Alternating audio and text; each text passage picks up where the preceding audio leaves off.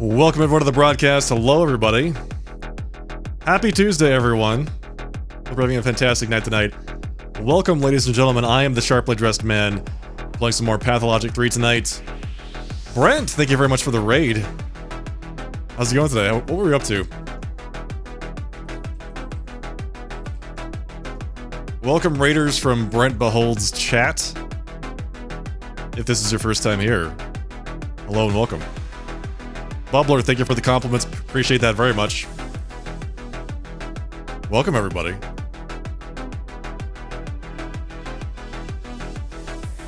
I hope you're all having a fantastic start to your week.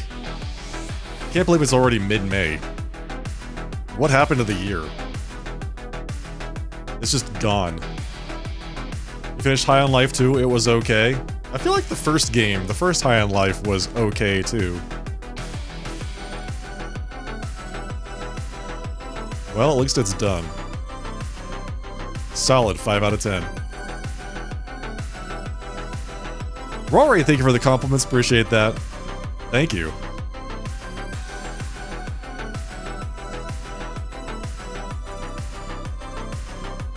Yeah, sometimes you gotta give those commands a little bit of time.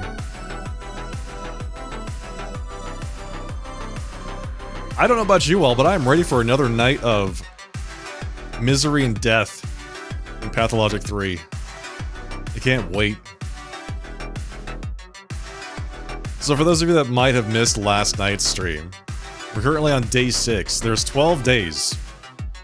You might think that means we're halfway through the game, but I'm not entirely sure. I'll be honest, I feel like it's really hard to tell exactly how much of the game I have completed at this point. We've done 6 days. And there's 12 days. So, we'll see. Anyway, I'm really enjoying it. I'm having a great time. This game's a lot of fun, except it was a little bit bugged last time, and it's also very depressing. But in a good way. In like an interesting, depressing mystery kind of way. We have a lot of stuff to do. We're like halfway through day 6, I want to say. We did so much work yesterday, we didn't get a whole lot done. I think we're currently... What are we currently doing? Oh, that's right. We found a child. We found a kid. We're trying to help the kid get her... She has a mask. A dog mask that she lost or was stolen from her. And we have to get it back.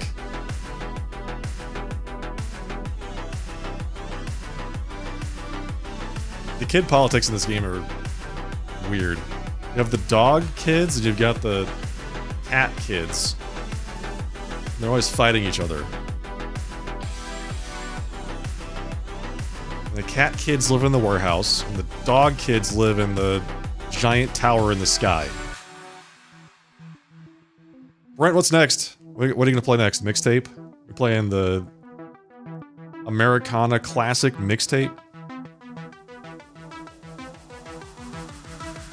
Dog kids for life. So they don't have dogs, they think they are dogs. Oh, you played it last week. Oh, never mind.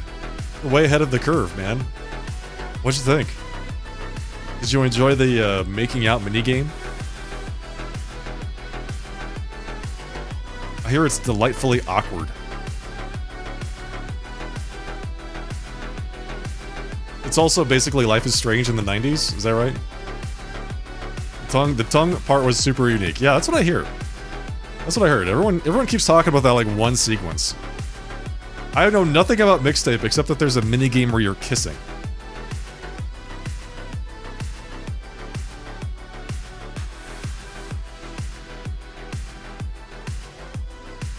Didn't vibe with the music. You think Life is Strange had better music. Got it. Yeah, my take on, like, I don't know anything about it, but what it looks like to me is it's a big 90s nostalgia cash grab, so who knows? Music is the main thing for that. I mean, it's called Mixtape. It's in the name, right? Yeah. Something that people actually used to do for each other. What do you do? What do kids do these days instead of making a mixtape? Do you send each other, like, shorts?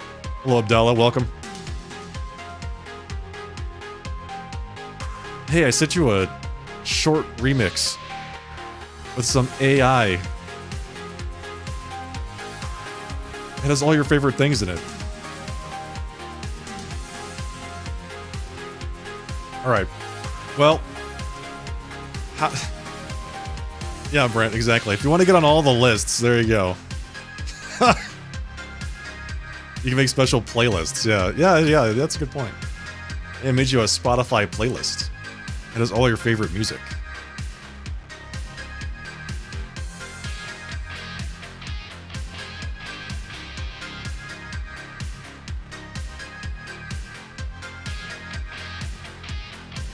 Okay. Enough about that. So after this game, I think I'll finish this up in probably another 6 episodes. Just guessing that I am halfway through it. We'll see. So sometime next week, we'll finish up Pathologic 3. And then we have Valkyria Chronicles, which is the next JRPG that we voted on for from the community. Which I'll probably play until, like, October. And then after that, I don't know. I need something else to, like, sink my teeth into. We'll see. It might actually just be horror season at that point. Play through all the horror games. Which I wouldn't mind. I love horror games, so we'll just do the happy horror days from October until the end of the year.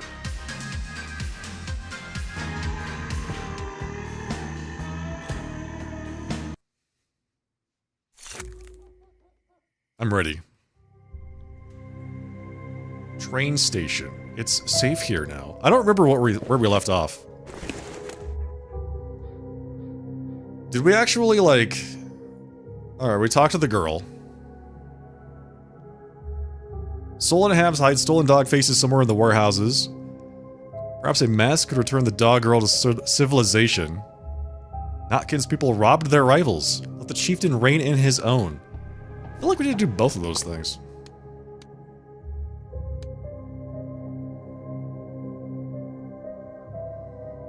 Felix will never forgive you? Who is Felix? Why is this person... Individual? Not forgiving Brent? I don't understand.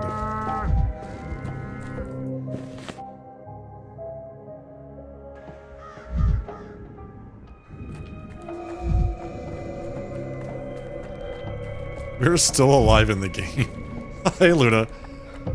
Did you expect that we wouldn't be? I mean, I've died several times already, if that makes a difference. How do I get my leg mended?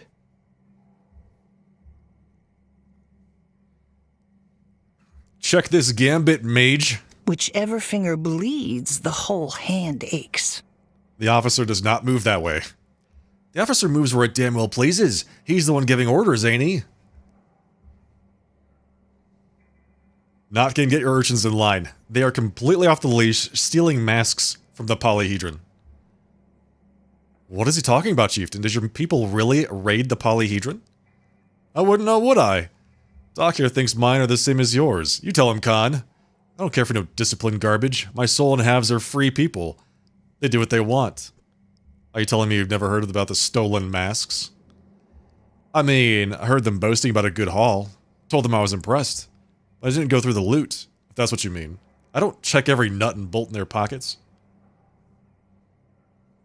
That is Andy's cat. Felix is Andy's cat. Oh.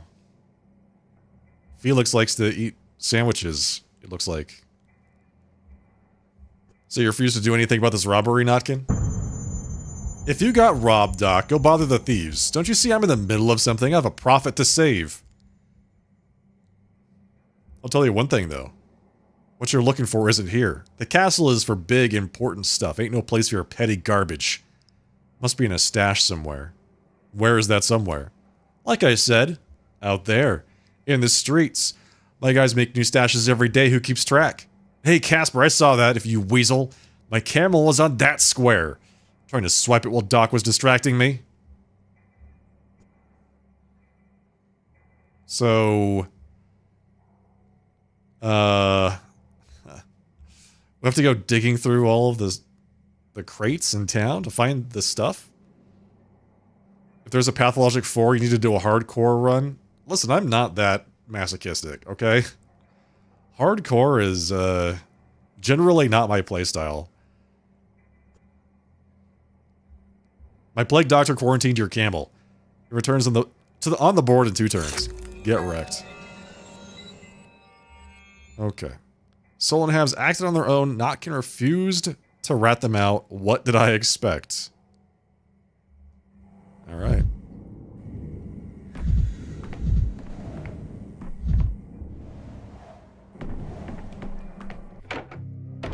So we just have to find it.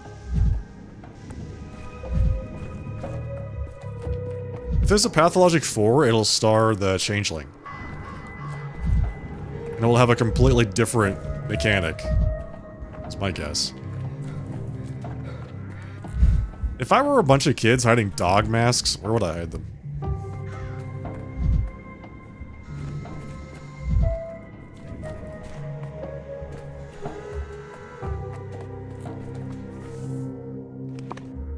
Oh god. Would I hide them down in the... I'd probably hide them down here. Actually.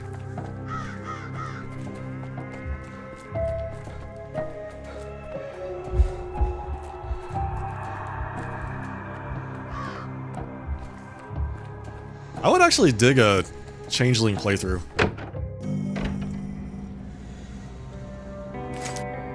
Strictly speaking, you can play the Changeling right now. If you go to the... Like, if you just play Pathologic 1, you can play through the Changeling's story.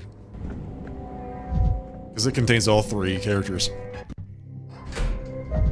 Alright, that was not it. Oh, we did get some loot, so that's pretty good.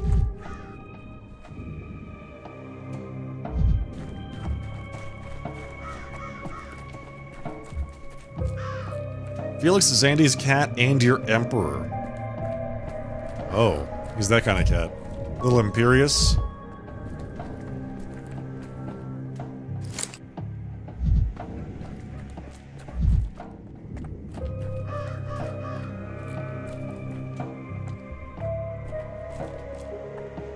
So, when he said it's on the streets, did he mean it was literally on the streets?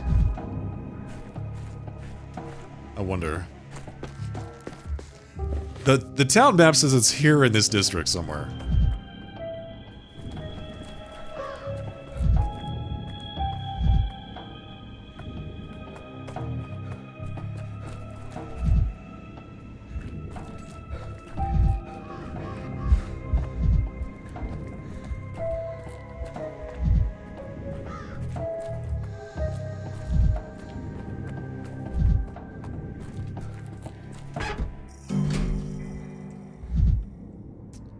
Bad grief. Talk. What? Oh, look who's here. What are we feeling like today? Some tea, some booze, or some dead man's shoes? Have you seen any dog masks? What do you need them for? Going to a masked ball? The Soul and Ham stole some masks from the Polyhedron kids. Maybe you know where they keep trophies like that. Wouldn't last a day as a criminal, Dankowski. Even kids are smarter than you. Who in their right mind would set up a stash and never change the spot? You always move stuff around so no one catches on. I don't have that many trackers to go sniffing out kids' hideouts. Do you have any of those masks lying around? I need just the one. Well, that's a fine how do you do. Where'd you get the idea? Who do you think I am, my own enemy? To get on those kids' bad side by peddling their stuff? So even you are aware of them. Incredible. Incredible. Well, Bad Grief knows better. The kids are like... I don't know. Creepy. Can't think like that.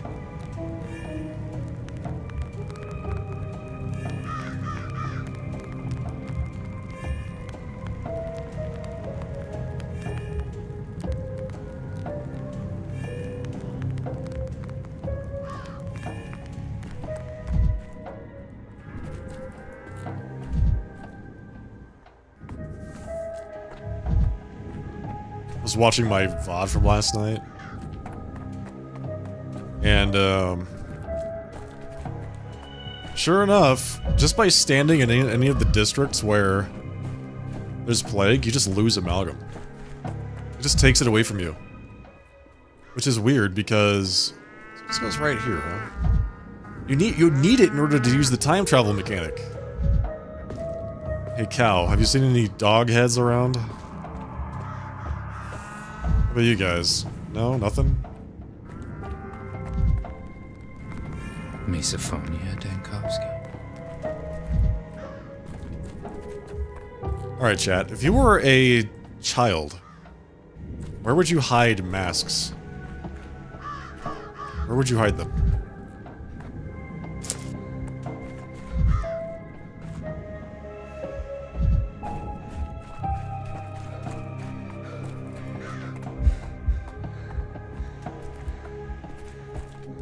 It's already 4 p.m.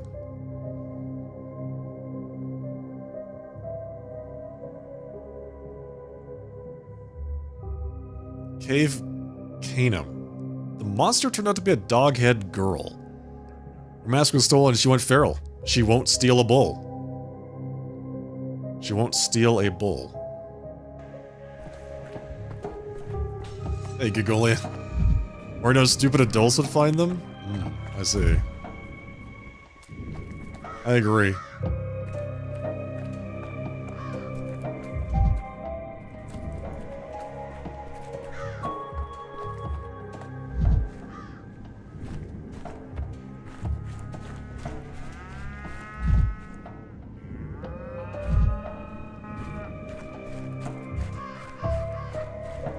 So you can, I guess you can steal a bull instead of having, just buying one from Wilgimski, which is what I did. Get that. As if things are animated. Yes.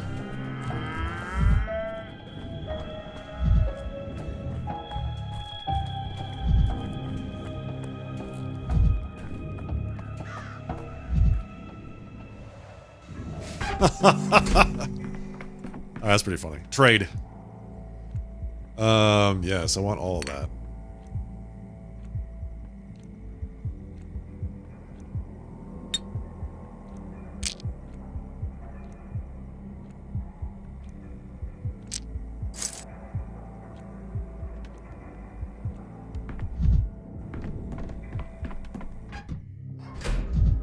Okay, so is this just another way to get a cow? Or a bull? There's more than one way to get a bull, and one of them is to have this soul-and-a-half kid steal one for you? Perhaps a mask. Return the girl to civilization.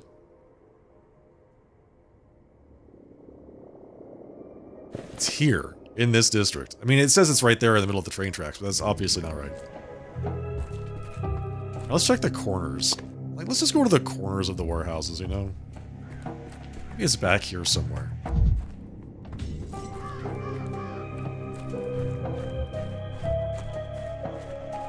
That's a piano.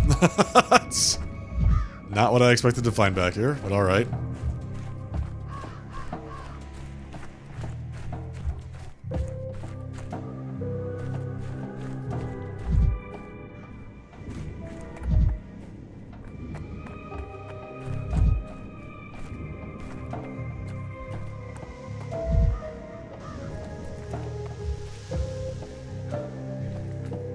Just a random piano, yeah. You know. Where else would you put one? Loot. We found it. That's a lot of dog heads. Who's this rustler and scratcher? Hello, kid. You're doing a bad thing, mister. We don't sneak into that horse piddle of yours to steal your stuff, and you... Look at yourself. Come on, return our property, or are you one of those people who'll steal from kids?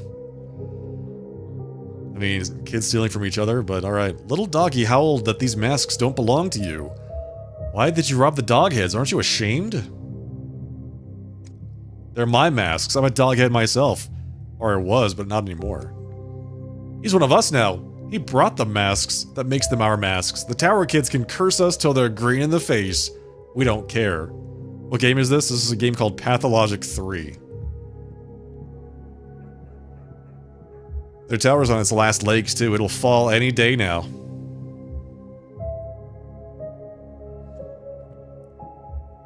If someone's left the dog heads, they don't need a mask anymore, do they? Let alone this many masks at once. I'm gonna take one as a souvenir. You can't take stuff without permission, mister. Why are you like this? Now I'm cross with you. You can forget all about seeing us burn them in a bonfire tonight. So you're gonna burn those masks anyway? Then I can't see why you won't just let me have one. It's not an ordinary burning, it's ceremonial, tot. We need the masks for a ritual to banish the dog spirit. What do you need them for, mister? Whoa. Let's look at all this stuff here. One girl is in a very bad state without her mask. A very bad state indeed. You might say she's fallen ill. Shame about that, but mister, if she's a dog girl, that makes her our enemy. How stupid would we be to give a mask to an enemy? This chit-chat's pointless. Standing here wagging our tongues while life is passing us by. Listen up, mister, do you at least have some tobacco, maybe? Maybe. How about you give us a 5e of tobacco, and we give you a mask, but only one. Seriously, we're gonna burn them. Banish the dog spirit. You only care about setting stuff on fire. Me, I fancy some snuff. Brought the masks, so it's fair if I trade one off. Modest, too. What's a 5e? Never went to school? This many, 5. Tobacco up or go your merry way. I don't have that much. Then get it.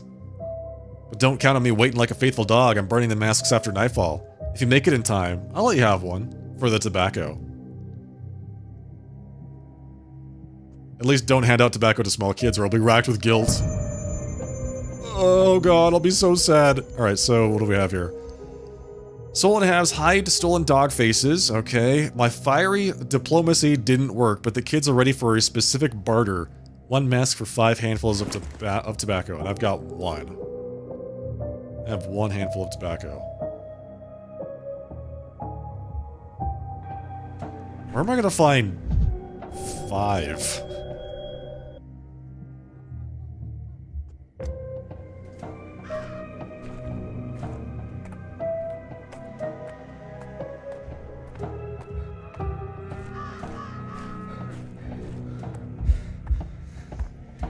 We're not gonna find 5. That's the thing. Rewind.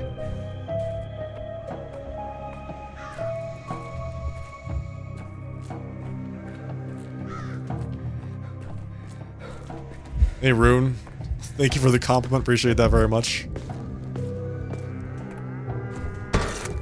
Keep quiet in the library. It's already, what, 5 o'clock? We only have 2 hours to find 4 more pieces of tobacco. Which is not gonna happen.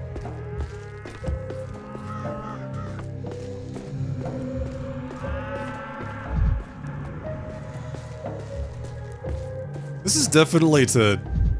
Why am I losing amalgam? Is it because I'm sad? I don't understand. Why am I losing amalgam? Okay, so we need to go talk to Anna Angel, and then go to her place. And then go get locked in a house.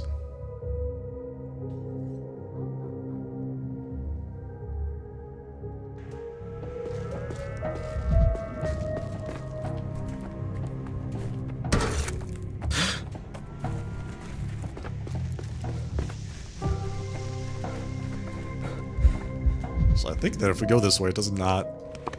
We can not get around this wall. We can eventually.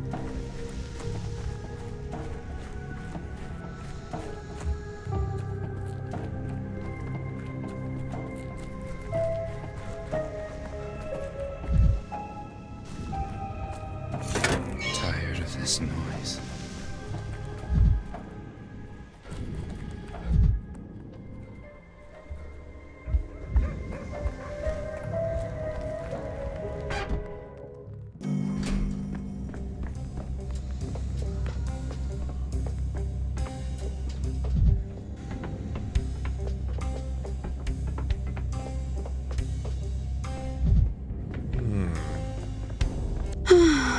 Such is life. Okay, I don't want to talk to you, or I want to touch you, I just want to talk. Dino Katerina Saburova, she said children are going missing.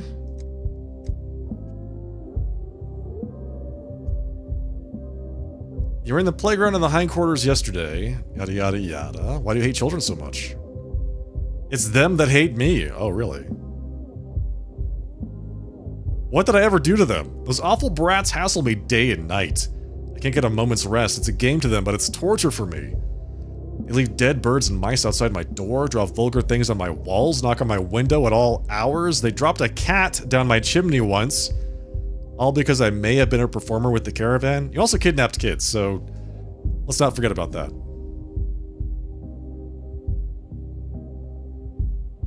You're practically a martyr. Can everyone just leave me alone and stop breathing on me? You're full of microbes. Alright, let's go check on the kids. Guaranteed they're gonna have, like... Wait, does this guy sell tobacco? Is the bartender? What a laugh. I'd stock up on hanging rope if I weren't too lazy for that. That's not the bartender, that's Stamaton. He does not trade, apparently.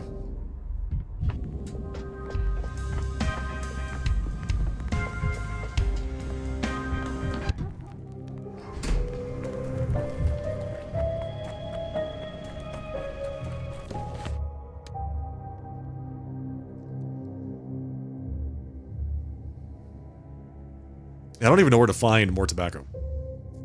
Aside from, like, killing people and taking it from them or something.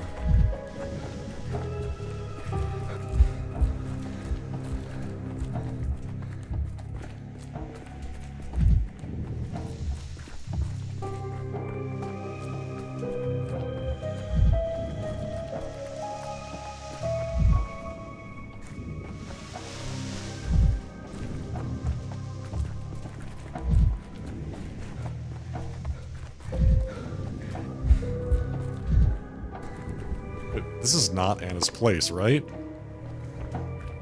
It is? What? She lives right next to Isidore Barak?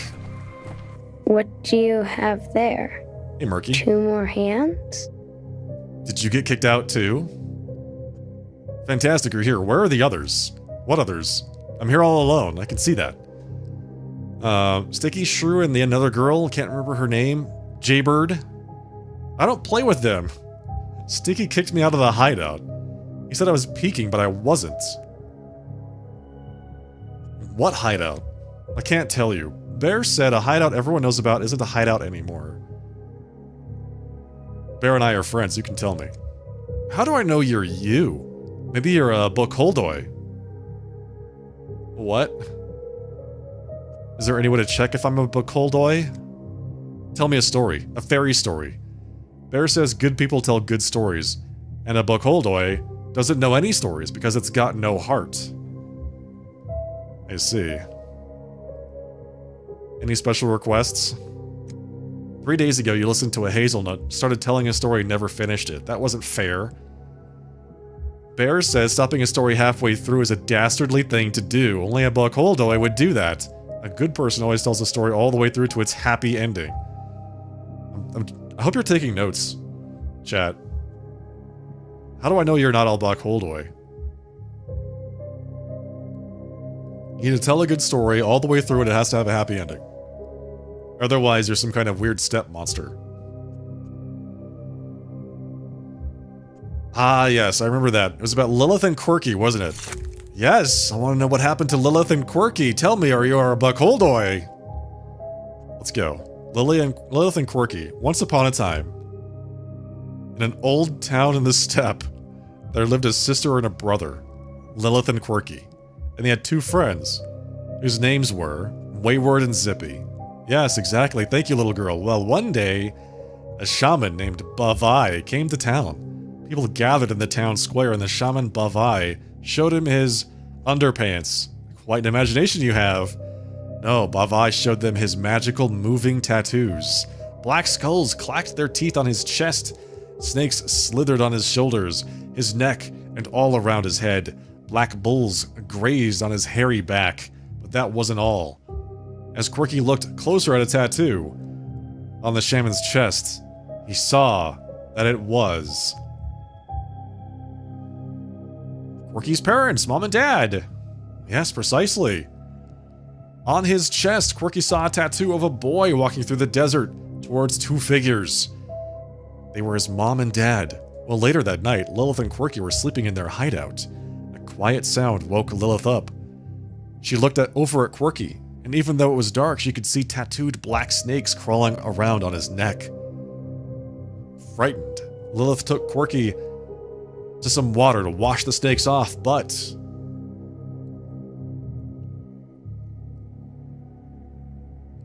a snake bit her. Yes, the tattoos wouldn't come off, and one of them crept over onto her palm. Then, Quirky hit his sister and disappeared into the water, as though she'd been dissolved in it. Lilith didn't know who to turn to. The town only had one doctor, an incredibly handsome fellow named Vanil Vankovsky. The very one. Incredibly handsome.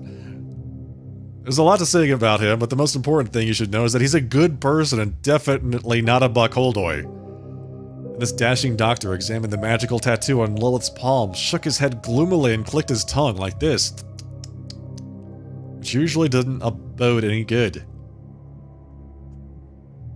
What was the deal with Quirky? The doctor told her that Bavai had infected Quirky with a terrible sickness in order to lure him out of the hideout and snatch him.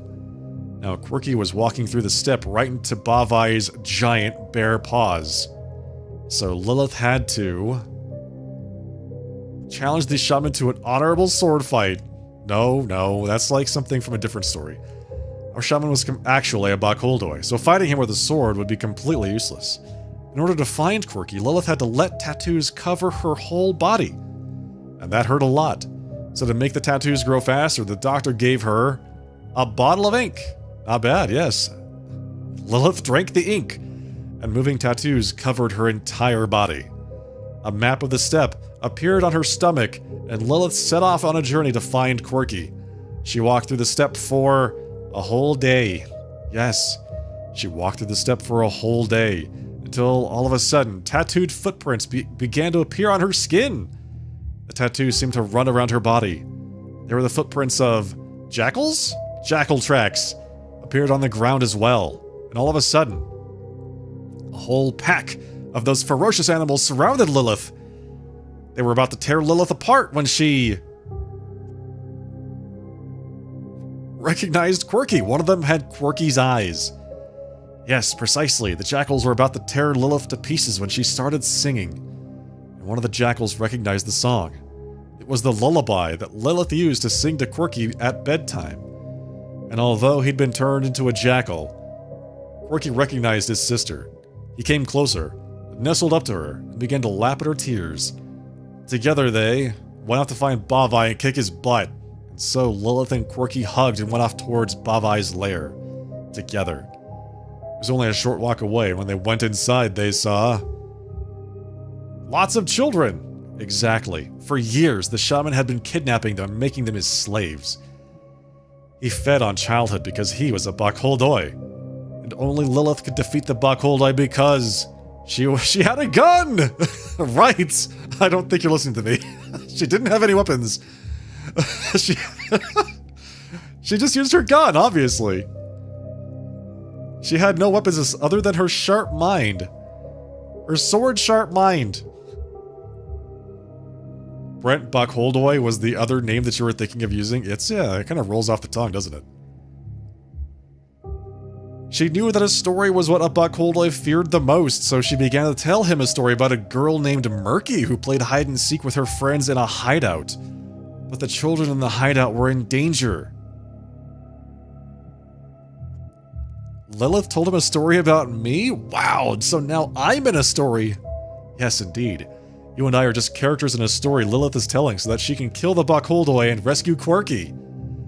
Wow, amazing. You're definitely no Buckholdoi, mister. A Buckholdoi could never come up with something like this. So will you tell me where that hideout of yours is? I will, mister. What a wonderful story. I gotta tell it to Sticky right away. Then he'll let me play with everyone again. Our hideout is in the factory. The factory looks like a turtle on a map.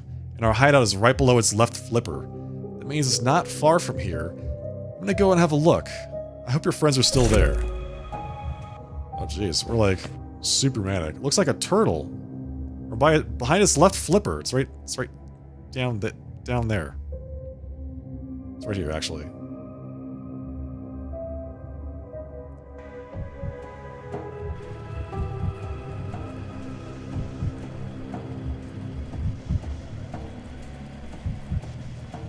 We're zooming!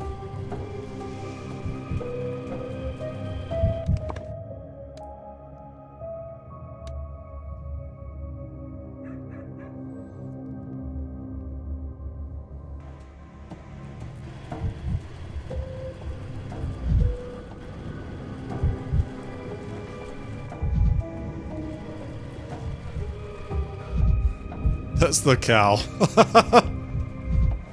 As you might recall from the first game, you can buy a cow.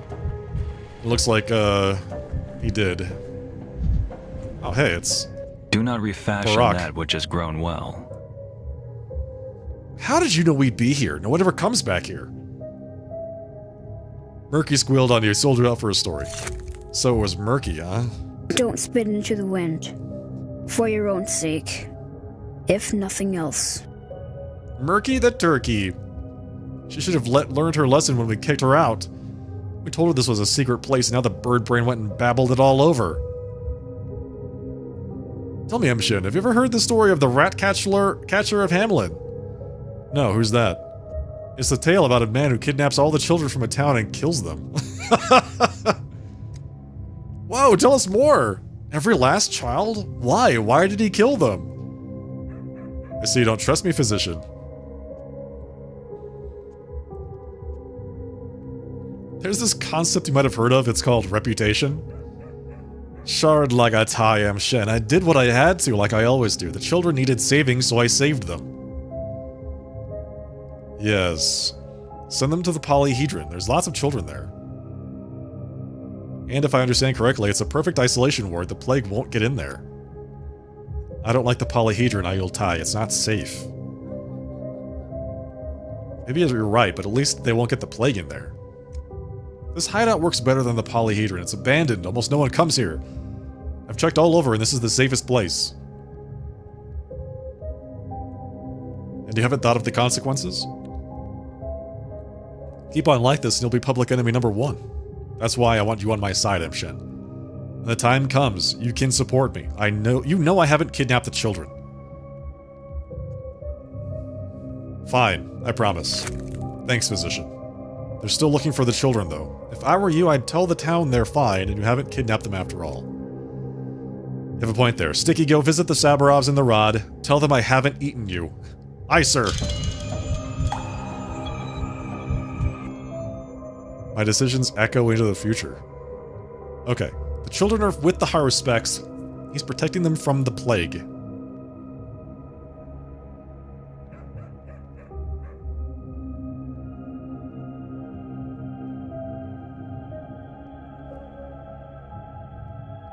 Okay.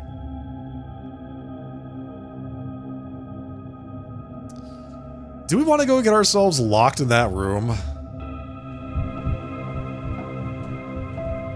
It's 6:30. It's not quite nighttime yet. We can still go talk to what's his name? Stack, Ruben. Up here.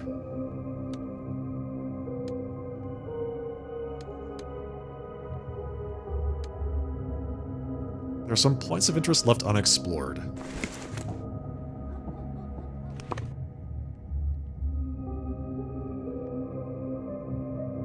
What is the point of interest? I just used the thing. That should tell me where... Oh, there it is. Nope, that's something else. Oh, it's here. Something's happening here. Behind the Kane's house in Bridge Square.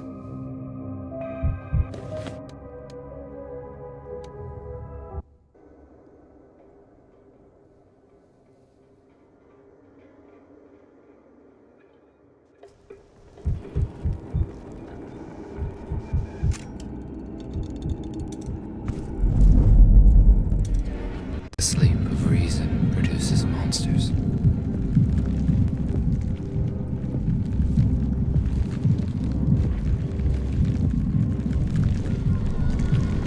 Oh god. She's here. She's been fixed. She killed me. Damn it. Well, hell. There goes the rest of my amalgam.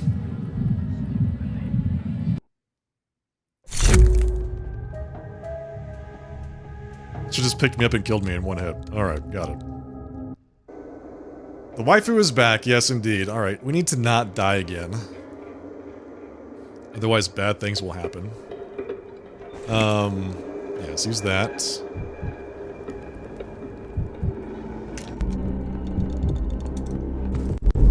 So last time, for those of you that were here, you might recall... it was broken.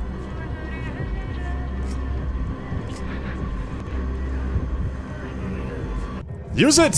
Use it! Use the thing! Is it unloaded? Who are you, Scarecrow? Is it unloaded? Actor, perhaps.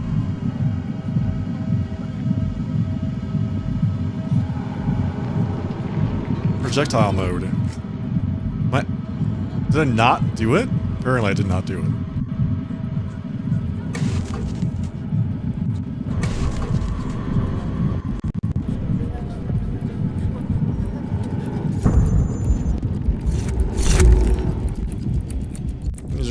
Alright, so we got through that.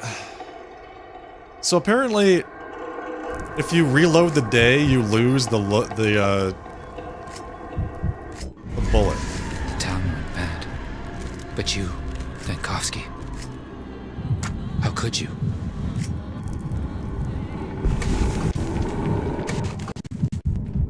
Yeah, that's fine. That's fine. Where are we going? Oh, hello.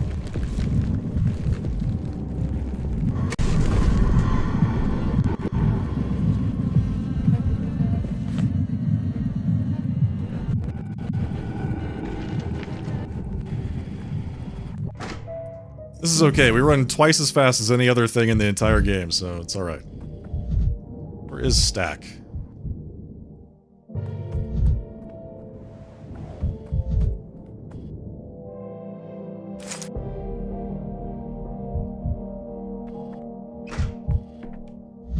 Is he upstairs?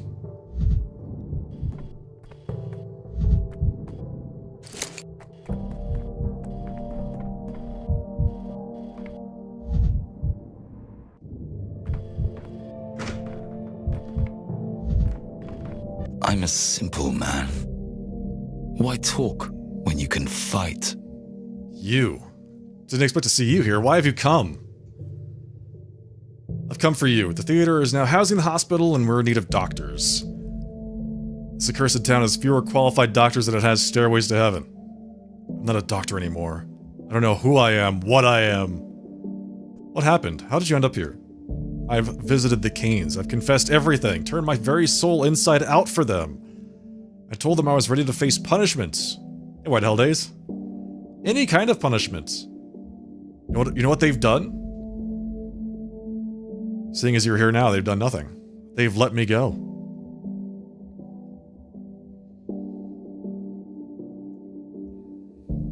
They must know you well if that's what they've chosen to do. I've been shown my proper place. They believe I'm not even worthy of their punishment. There's nothing more humiliating than the pity of the powerful. Listen to this guy. I needed to cut off my hands.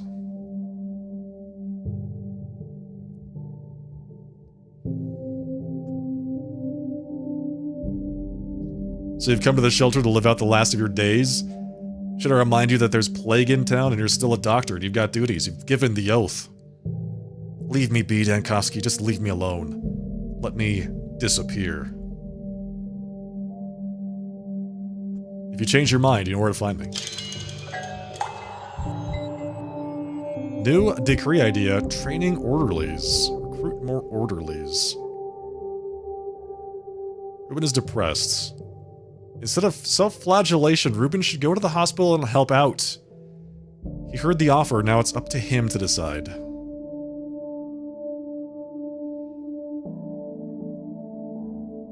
Yeah, that's true.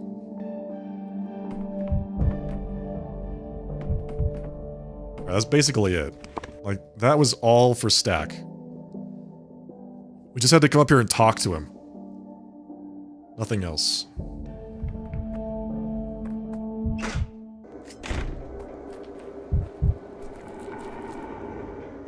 Okay, what's the quickest way out of here? Basically, there's no quick way out. Quickest way out is to die.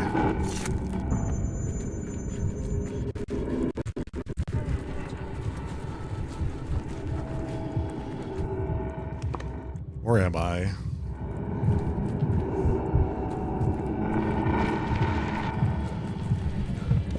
Okay. We're gonna go down here. We're gonna get stuck in a very, very bad place. Is my guess.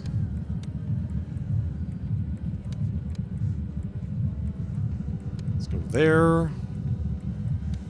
There, and then there.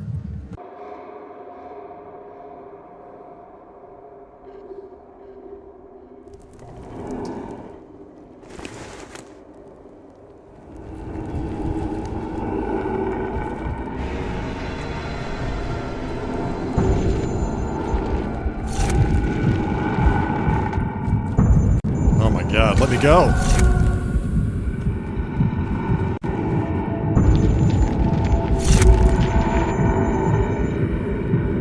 Okay. 10:25.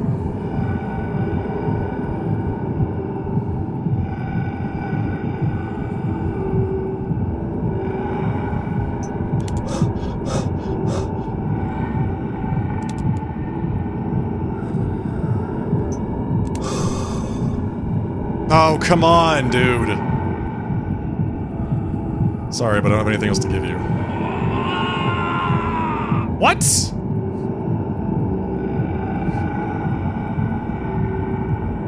I failed to ease the patient's pain, but I didn't add to their suffering. Well, that's good.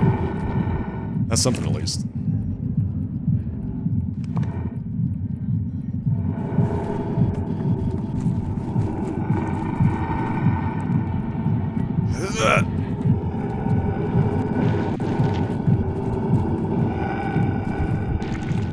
Ah! Hello. Bye.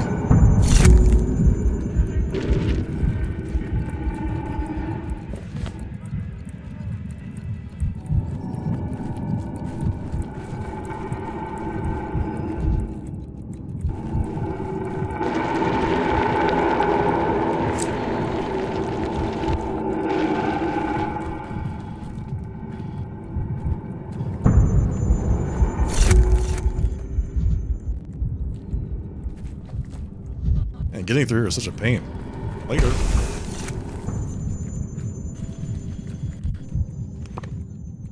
Feels a lot scarier than it is, I'll be honest. At least the Shabnak isn't here. Yet.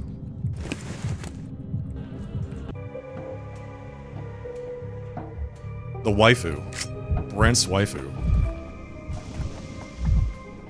Alright, we're gonna go in this house and they're gonna lock the door. It's locked.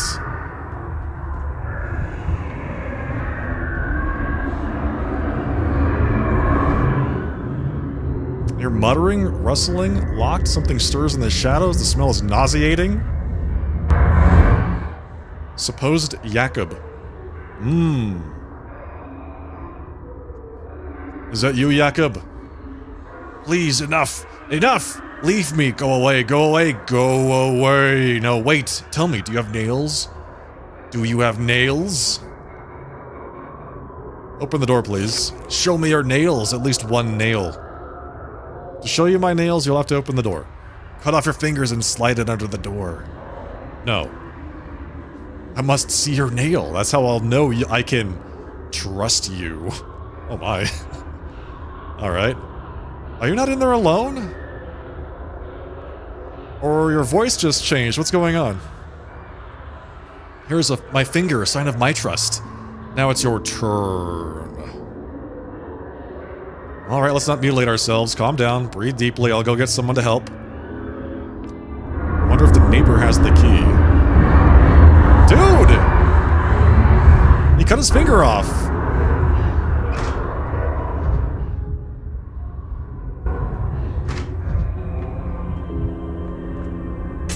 This is it. He cut his finger off and then, like, slid it under the door, man. Scratches from a boat. A fisherman. Aren't boats dried outside? Why is there a boat inside the house?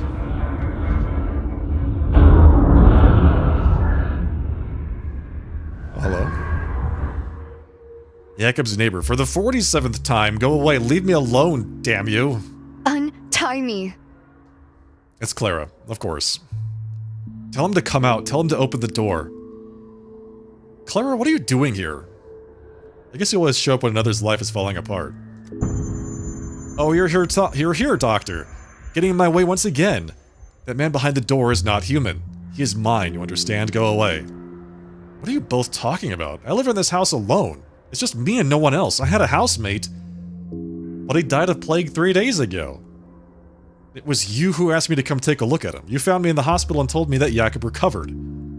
You're driving me crazy. I never asked you for no such favors. I did not go nowhere, and I have no idea who you are, mate. Get out of my house. How do you explain the sounds? Where do they come from if there's nobody else in the house? Do you not hear them? What about the finger? Go away, Doctor. Leave before it's too late. Everything in here is fake. Do you crave more illusions? Go see Shabnak. She misses you, poor girl. Right now you're getting in my way. I'll manage on my own. If this wretched man behind the door did recover from the plague, I need to examine him. No, he did not recover. Man went to the Black Wood. Man came back. This is bad. That wood is the root of another world. I alone can heal, but the Black Wood claims men and gobbles up their souls together with the plague. Pulls them inside its maw. We must uproot it. This is why I came. I am a changeling. I can deal with shoots of a different world. You cannot. There's nothing here for you to do, Doctor.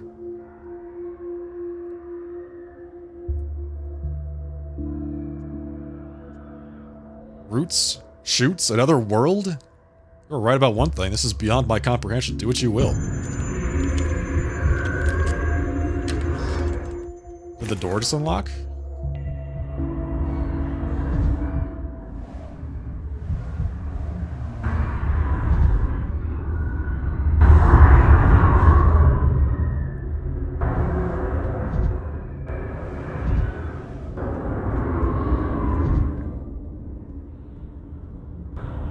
I feel like I heard a door unlock. Did I not hear a door unlock?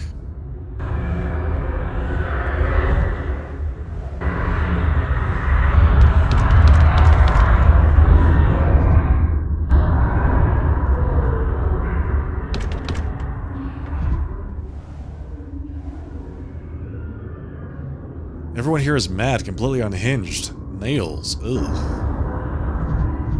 How do I get out? How does one leave this place, precisely?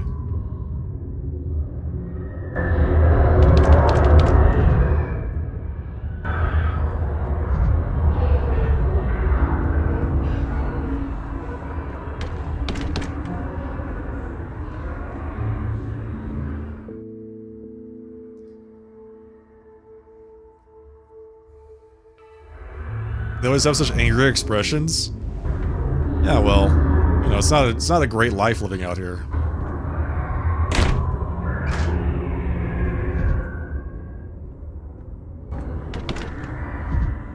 How do I leave?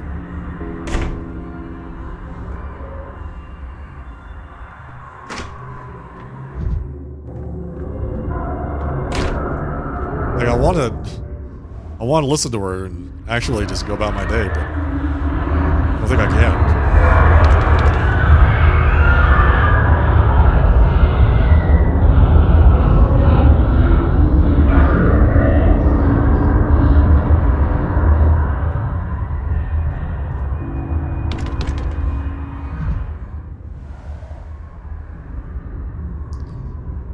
children live here? No one has touched these toys in a long time. Why weren't they put away?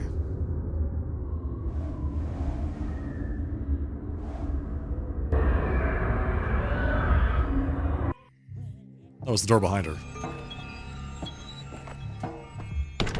Locked. Illusion. It was too good to be true.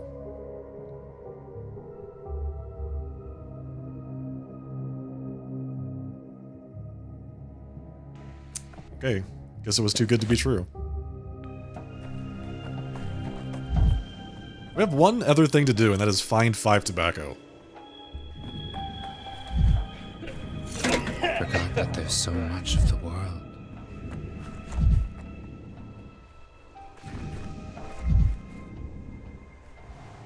Why is this glowing? Excuse me? Hello?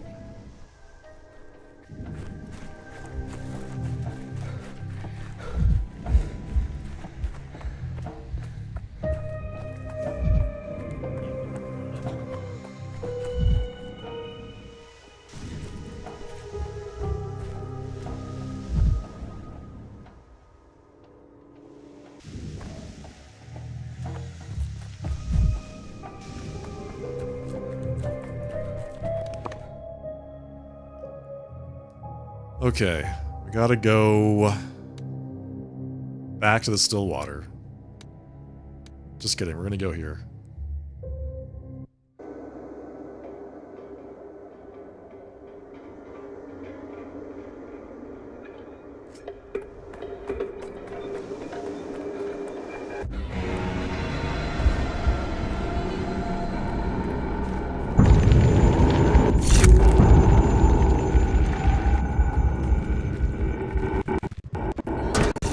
I'd rather not hear this.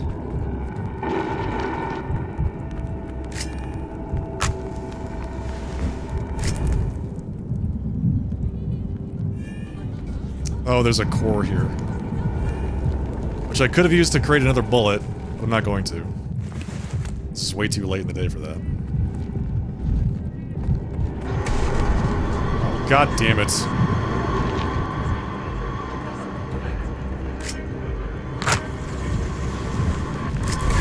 Someone's joined with me.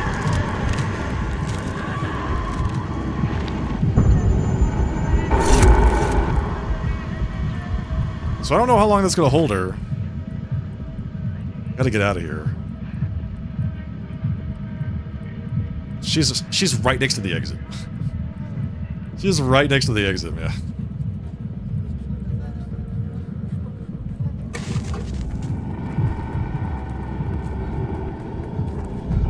Well, I guess there's more than one exit, so might as well.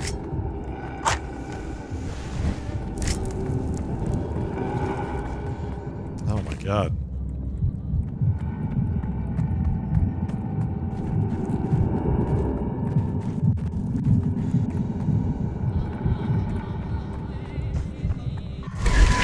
And how can you explain this? You can't. What? I want to go somewhere. Wait, can I not? I cannot use a different exit? Why can I not use a different exit?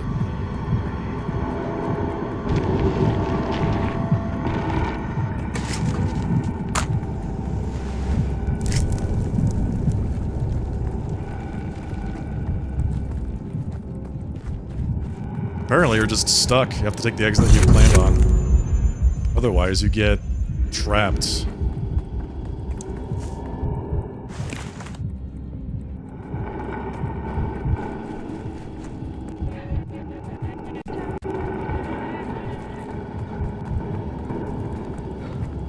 This is fine. Vibrant.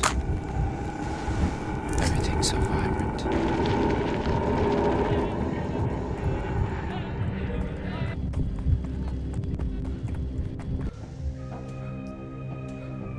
We did it. We got through it. That is messed up, man. Not good. It's 1 a.m. Oh, God. We have to go back to the Stillwater. I didn't realize it had gotten so late.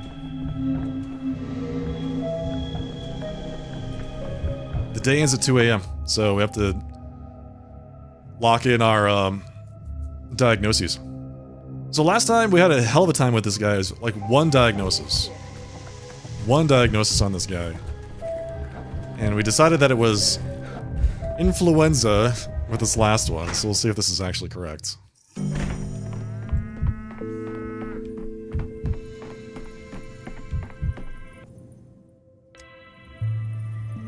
Yes! All diagnoses are correct. Now we can just sign the decree. Protocol 6. Alright, day 6. Protocol 6. Requires 10 orderlies, 100 medicine. Reduces contagion by 150 and causes 50 unrests. Yeah. So Protocol 6. Curfew, which reduces unrest. Stopping time, which reduces contagion and unrest. So, if you'll remember, we didn't have enough orderlies to do Protocol 5. So I think we're intended to go back to day 5, and then use the decree that we just got from Stack, which is the recruit more orderlies decree, and then do that to get day 5, like, way down. So, yeah, we'll see.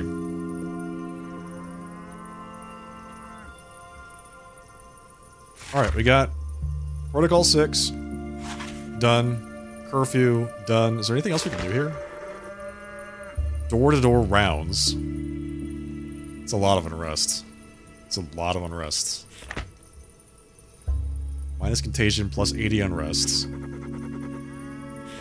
We're not doing that. Riots broke out. Yep.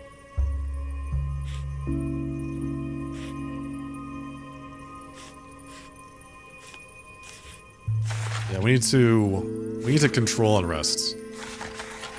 So this is plus 50, this is minus 50, this is minus 35, so unrest actually goes down today. Which is really good. Okay, I think we're good. I think we're done with day 6.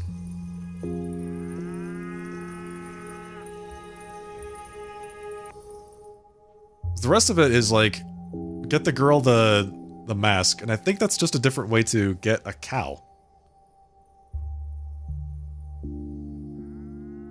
It says she won't steal a bull. We've already got a bull. Oh, we need to go see about the children's laboratory, right? Right, we need to find the lab. The child's lab. Okay, so we redo day 6 one more time.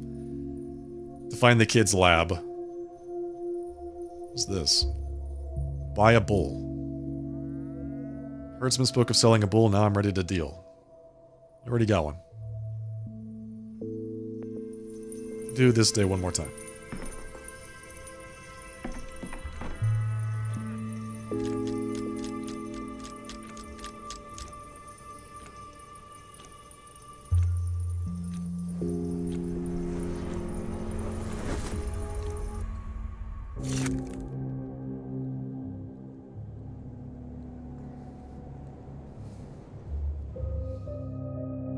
Okay.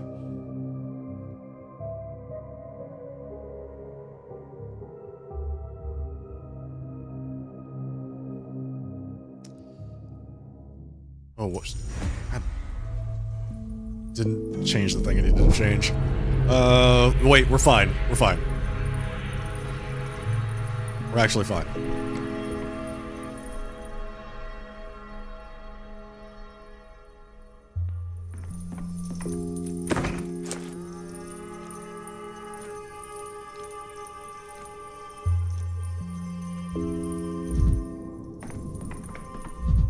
What's that? Spin. You can use it to make yourself more bored.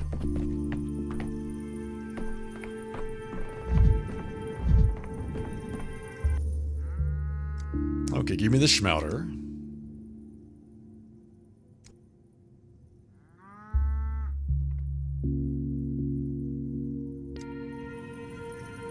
Can I just use it?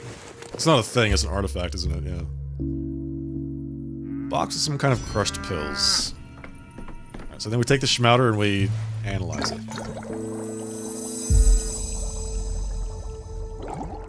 Mixture of outdated, harmful, and intoxicating substances. Causes liver damage. Good.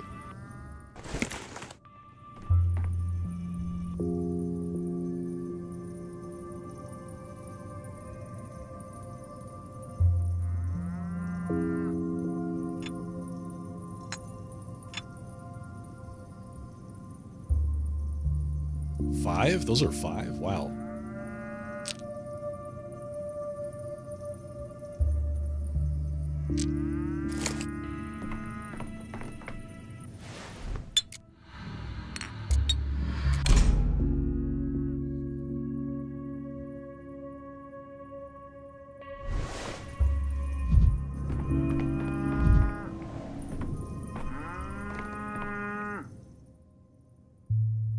Who told you it fights the plague?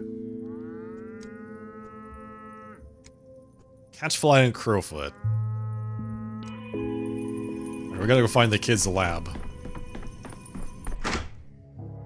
This is very important. So they can stop handing out this stuff that is actually poison.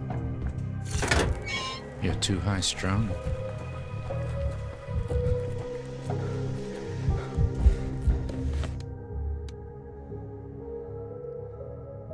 Something's happening behind the house, it looks like.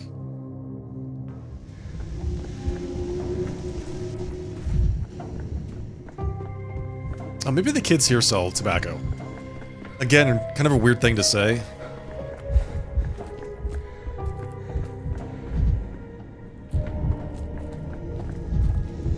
Wait, what? Hey, you. All hands on deck, enemy human incoming, weapons at the ready, aim for the eyes. No need for weapons, I come in peace. We know how you grown-ups are. Your world is built on blood and bones, but don't drag us into it, we'll fight back. There's a girl hiding at the train graveyard, her mask was stolen, she's in a bad way. Do you have any spare dog heads in your tower, or some fabric to make a new one? No way, mister, if her mask was stolen, she has to get a new one. On her own. This isn't a sewing workshop. A mask is an honor and a symbol. You don't feel sorry for her at all? We do feel sorry for her, but pity has no place on the battlefield.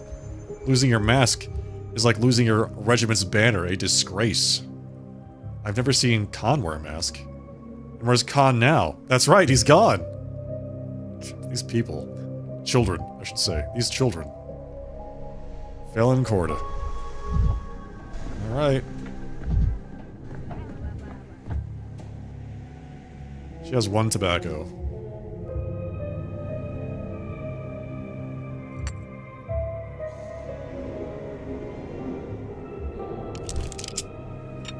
$16? What the hell? These things are so expensive.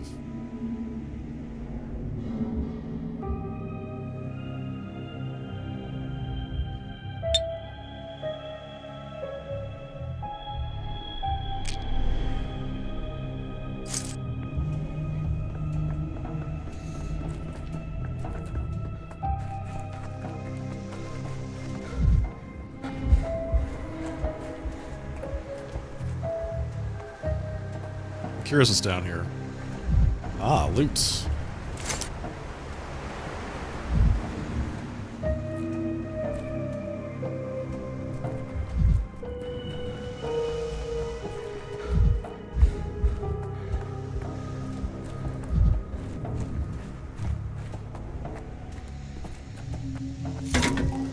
Never alone. Things everywhere. Wait, am I in the right spot? Is it here? Oh, hello. Jeez. I got ambushed. Doctor, I wish to talk to you about a certain illness. Perhaps you know how one might be cured of it. I speak of the illness of the past. What are you implying? Maria Cana is ill with the past, and the sickness has sunk its teeth into her so deeply that each of us can feel it. You're one of her retinue, are you not? I am one of those who share the Kane's vision for the city's fate. Maria calls us the Signs. We are here and we stand together because we believe in utopia. But in recent days, our determination has been poisoned by Simon's death. Maria is ill with the past, and she infects everyone around her with this illness. She is mourning someone dear to her. Grief is not a disease. Oh no, doctor. That is not grief. A person in mourning accepts death, bears its weight.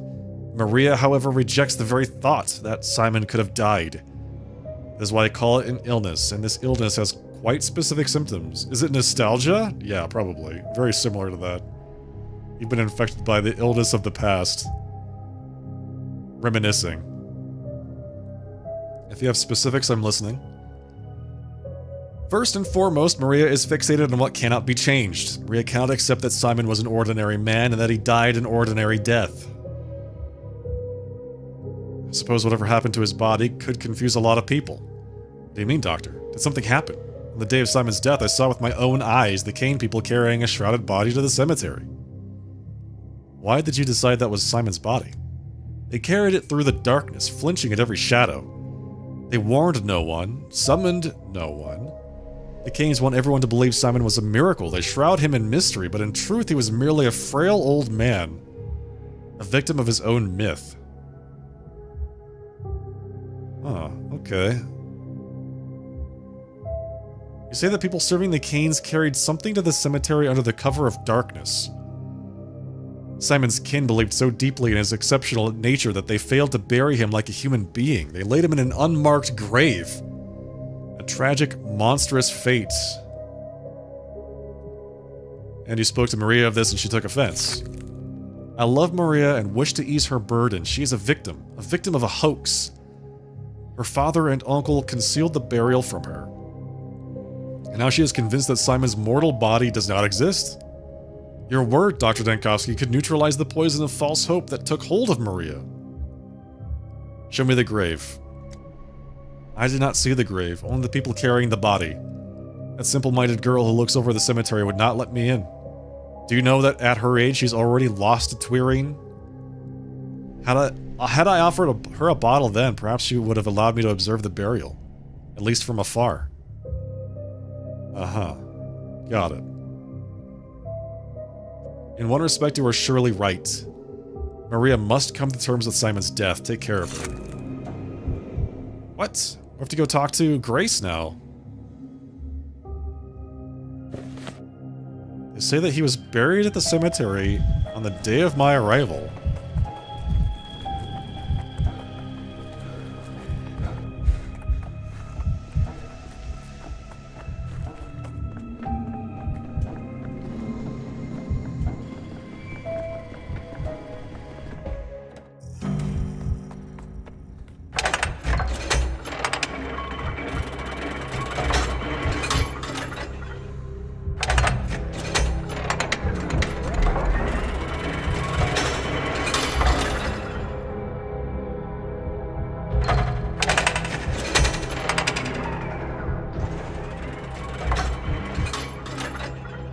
I don't know what I'm doing.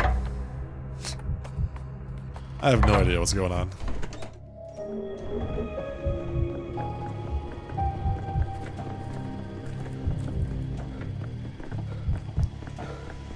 Okay, what were we doing? We needed to go find the kids.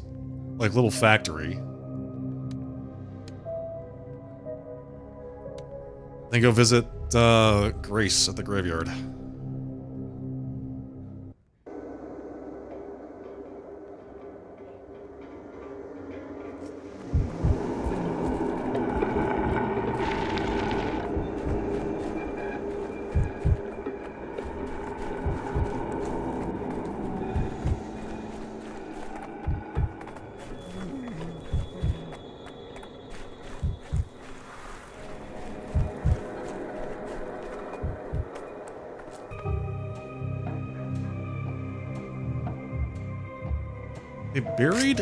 They buried him in an unmarked grave.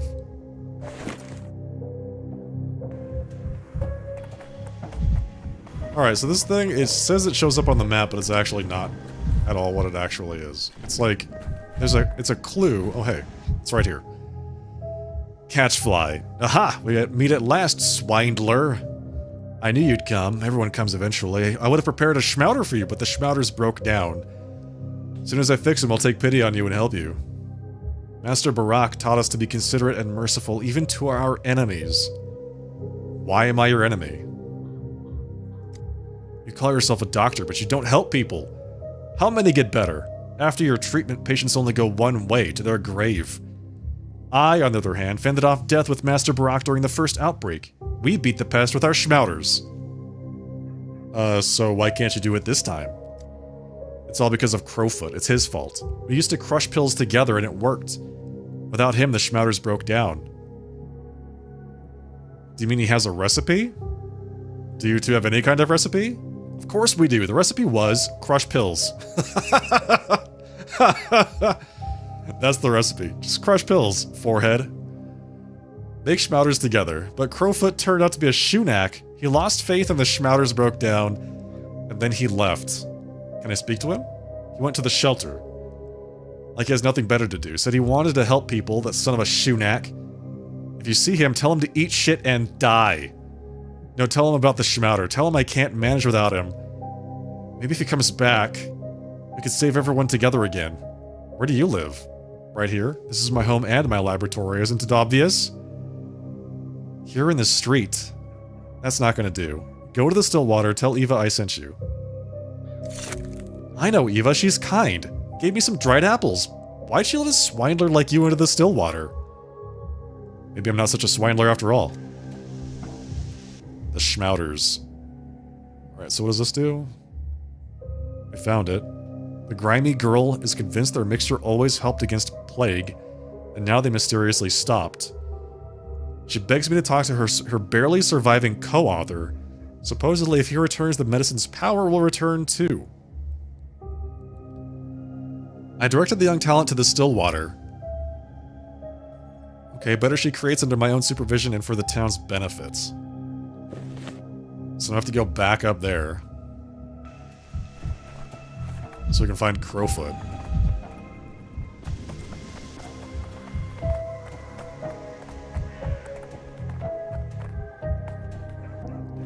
Is this a dead end? Yes.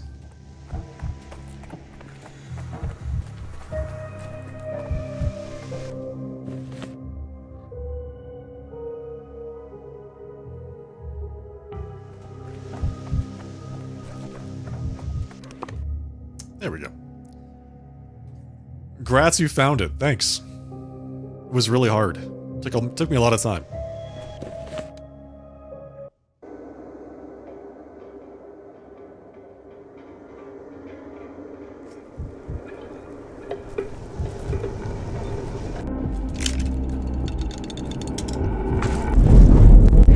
This town has gone mad.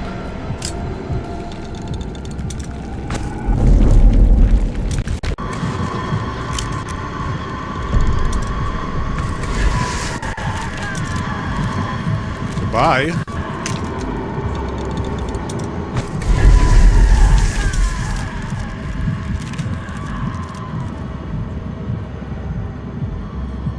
$10.20. We can't really do anything for this person.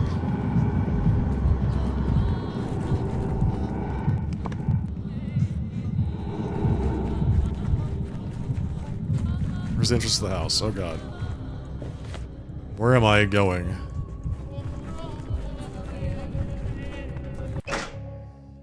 We found it! Alright, nice. So where is this guy? You.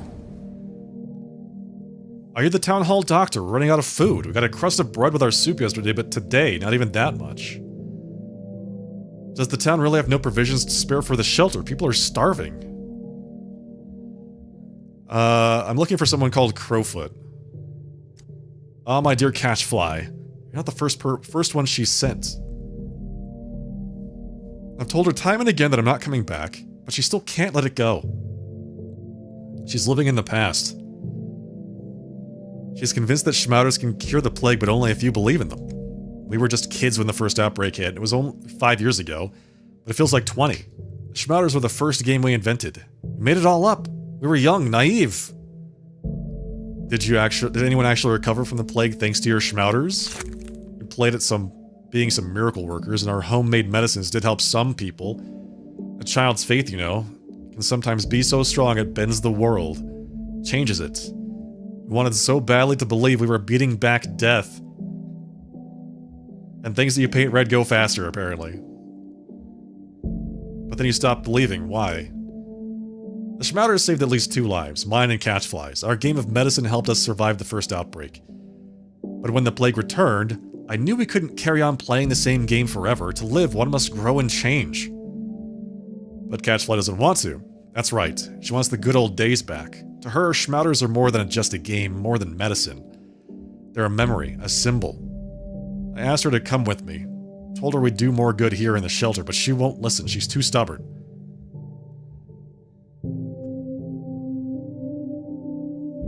So you abandoned your sister to teach her a lesson about not clinging to the past. Some brother you are. It wasn't about teaching her a lesson. We're just different. Whether they helped or not, Schmauters were a miracle. But now I'm searching for a new one, and Catchfly is trying to hold on to something that used to matter a lot to us. I wish I could be like her, but I just can't. So are you going back to Catchfly? No. I come by sometimes, we talk, reminisce about the good old days or just fool around, but there's always this, I don't know what to call it, this gap of faith between us. We want different things. What is it you think Catchfly wants? I think she wants to bring back the good old days. To her, Schmauters are a way of holding on, of reliving something important from her past. I'd like to live in a world where Schmauters are a cure-all too, but I don't believe it's possible anymore. What do you believe in then? You're gonna laugh if I tell you think me naive already. I'm trying to defeat death. Believe me, I'm no stranger to naivete. Small deeds theory. The co-author accepted that the panacea is no longer exists and started living a normal life. I can only wish the same for the girl. There's no other option here. He just refuses. That's it.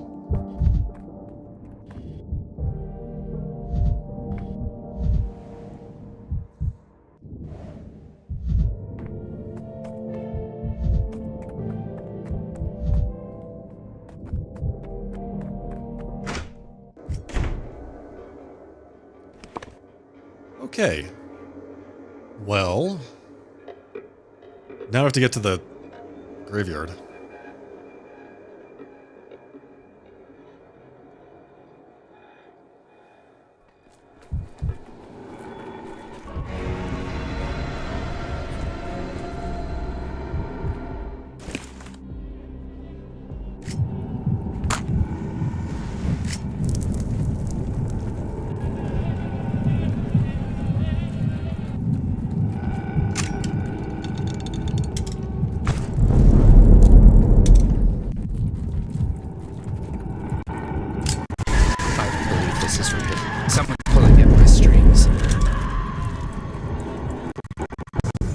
Oh my god, what? Oh, that's so bad. Ah, there was a little thing there. And that thing kills you. It does like 50 damage. It's crazy. I didn't even see it, man. Until it was too late.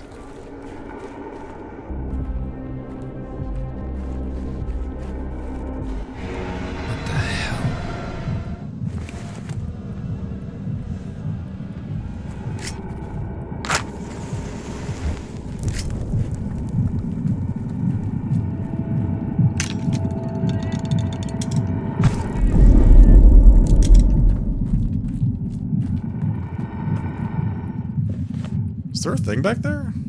There is a way to get back there.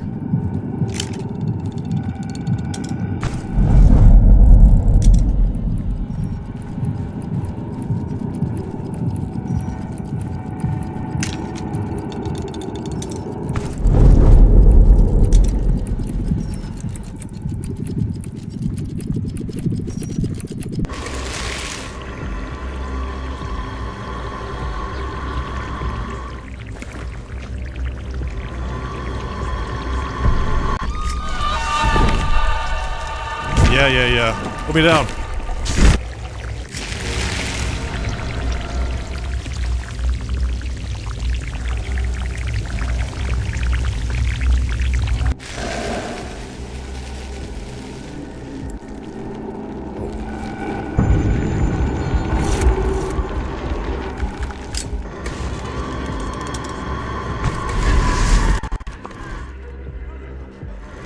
gotta get out of here, man. This is just way too creepy for me. Alright, we're going to the cemetery. Yeah, I guess that's it. I guess that's just the way we're going. We have to go through the rioting district to get to the cemetery. Having a good time on day 6, let me tell you what.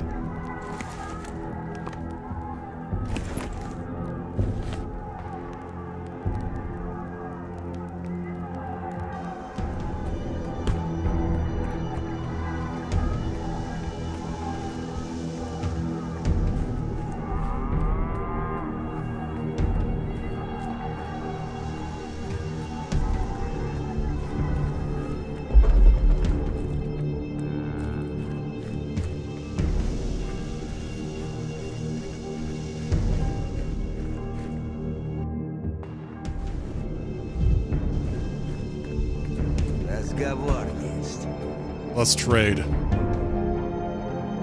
This patrolman is just, like, standing here with a whole bunch of stuff to trade? Water? Don't really need that. I'll take this and this.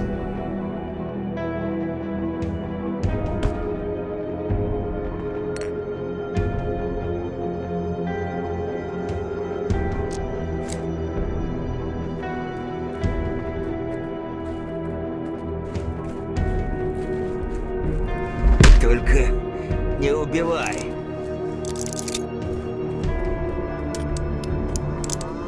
Какие люди. How do I get out of here? Брат, не убивай.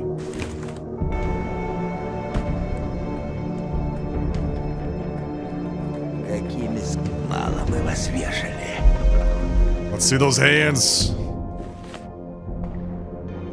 We're heading the right way. Не стреляй. Yo, whoa, whoa, buddy. Relax.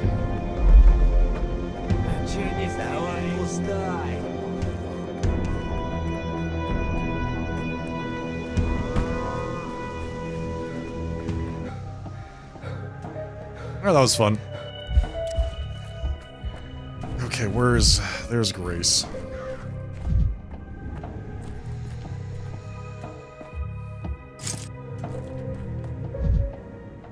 We cannot talk to her. So what is it? What am I supposed to do here? Rumors say Simon is buried at the cemetery as befits any human.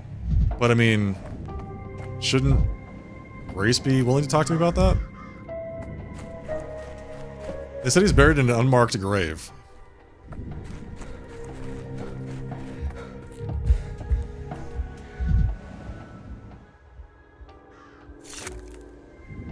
Sixth sense.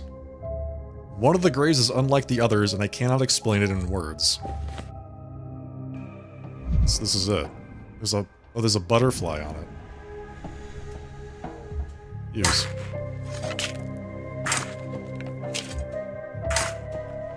What the hell did I just do? Forget-me-nots, a tiny yellow flower. What did I just do? Stop it, that's enough. Stop tormenting the earth, stop disturbing the dead. I hear weeping underground. They are howling, begging you to leave. I don't know whom I might have disturbed. There's no body in this grave, just things. So what? A grave doesn't require a body. There are many ways to honor someone's memory. Why did you need that? Why do you keep tormenting the dead? I was told that on the day Simon died, a body was buried here by people working for the Canes. I was trying to find out whose body was that. I remember them. They said it was a vagrant. Frozen to death on the street. Fell asleep and never woke up. Since when did the Canes concern themselves with burying vagrants? Why bury him in secret under the cover of darkness? No one buried him in secret. What are you talking about? When a person has no home, they have no grand funeral either, that is all. There are rumors it could have been Simon's body. I'm certain it wasn't, but still, the coincidence is strange. Why would the Canes want this?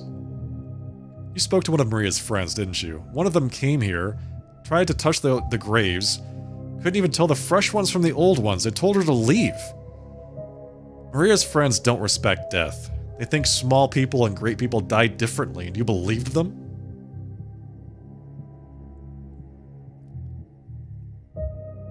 I know the witness was mistaken. Someone could not have been in this grave. I was interested in who actually was.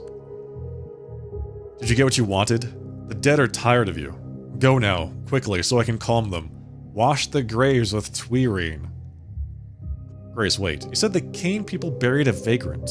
Let's say I believe that, but the grave is empty. How is that possible? Did I dig up the wrong one? It's the right grave. It's just that, despite what you think, death is not the enemy. Is it really so bad that a frozen vagrant whose body terribly suffered in life was freed of that body? Became something that cannot suffer? What? Is she saying he became a zombie?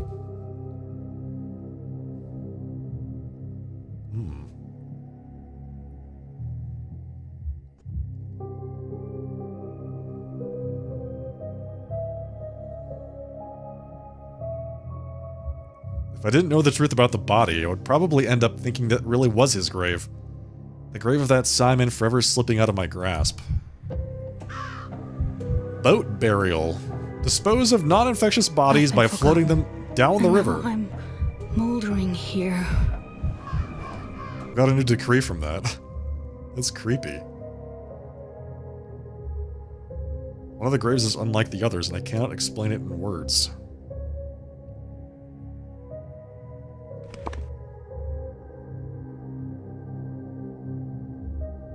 Did I not already talk to this guy? Do I need to talk to him again? Also, near it the heart beats faster. What else am I supposed to do here?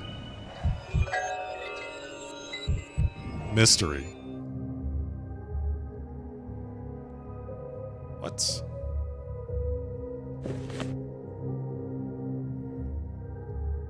So what happened? A doll and a map in the grave instead of a body. Either a ritual or a joke. Quite in the Kane's spirit. Got it.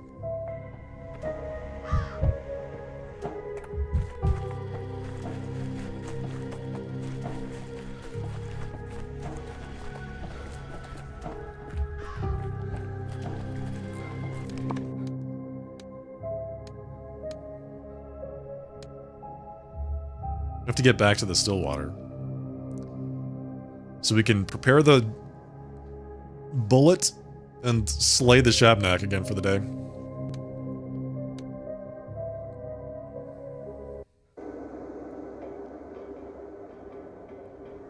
Prepare the projectile.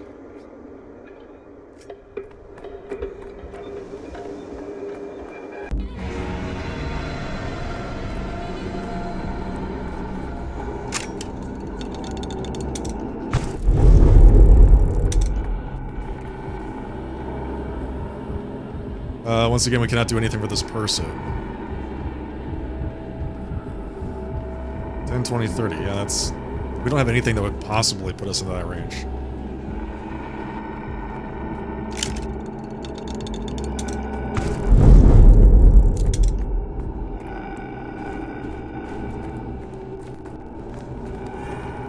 It was quiet in the night.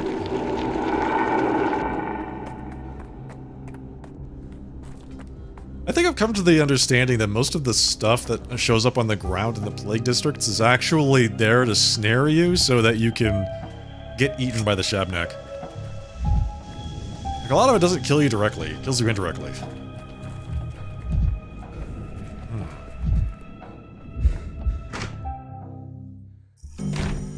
So where do you think this little kid is?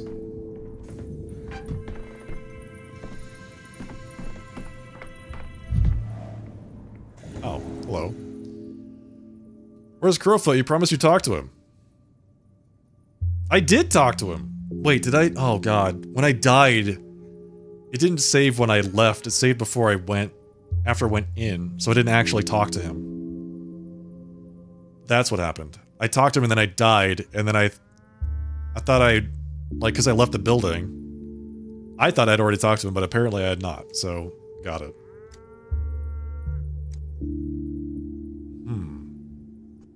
He didn't let you go, he let go of his past. There's a difference. Why let go of the things that make you happy? You need to hold on to them for dear life. Schmouder's got us respect. Every kid in town knew that we chased away the pest with them. You can apply our talents elsewhere. I suspect you're no ordinary child. Brent bribed the child to hide from you. I wouldn't be surprised. I saw your lab on the floor above. Master Barak had equipment like that. You make potions too. I specialize in a different field. For these studies I need special equipment. Are you sure you're a doctor? Doctors use potions and powders. Doctors listen to nature, no recipes.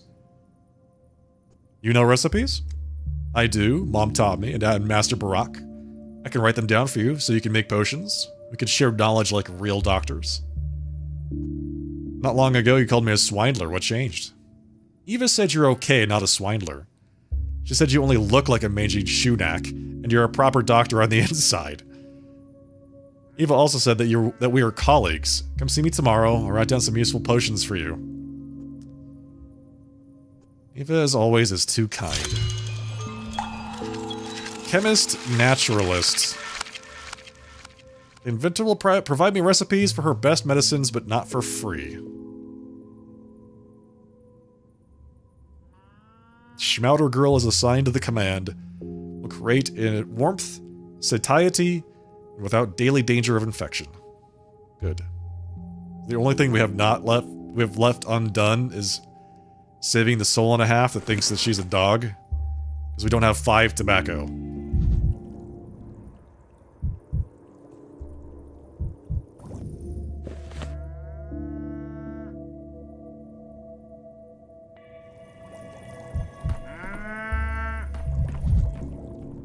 Hey, thigh guy. How's it going?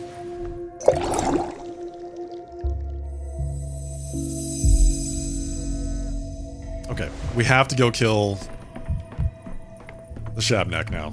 We've got to go kill the Shabnak. I'm sorry, Brent. But it must happen.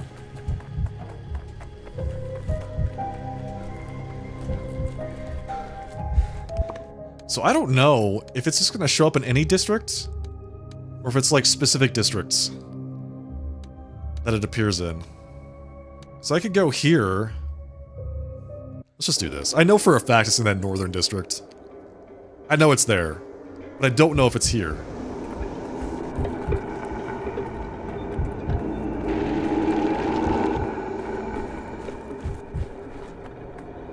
It is not. It is not here. It is not chasing me. I don't know what these giant birds' nests are either.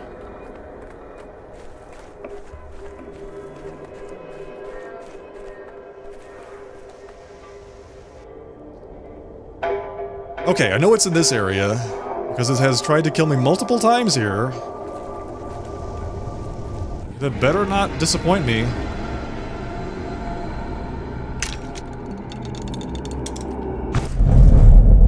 Out of my way.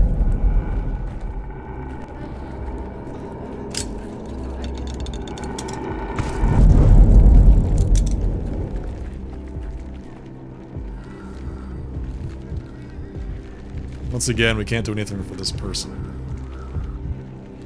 I need, like, small morphine. Otherwise, it just gets a bit too dangerous.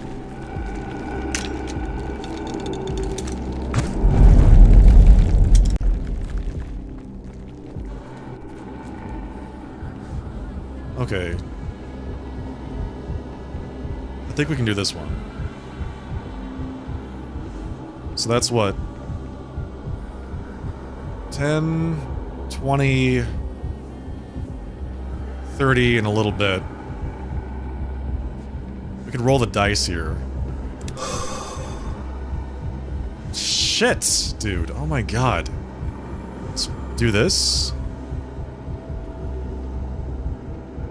How do I get it out? There we go. His heart rate is going up. How do I... Okay, take that back out. There we go.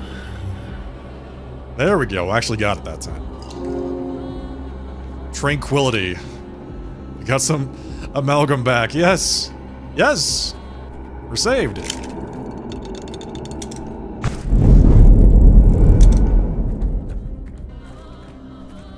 But the Shabnak is not here. This game's gonna drive me crazy, man. How do we get the Shabnak? I have the projectile. I'm ready to murder you. Does it know that I'm armed now? And it's just trying to avoid me?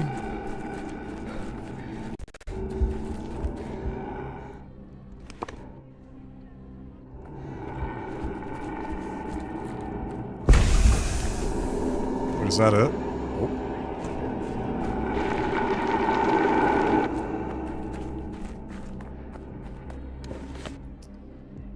Let's go here.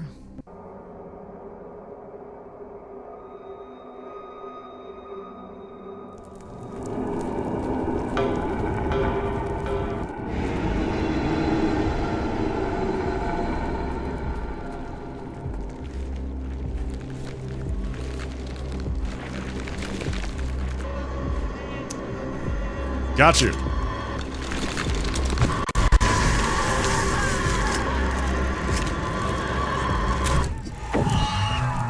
Goodbye. You've subdued her for today. The town is recovering from the plague, etc., etc., etc. And, yes, we did it. We actually did it. I'm so freaking happy, man. That's amazing. So good. Alright, then we go... We have to go back. We're done. We're done for the day.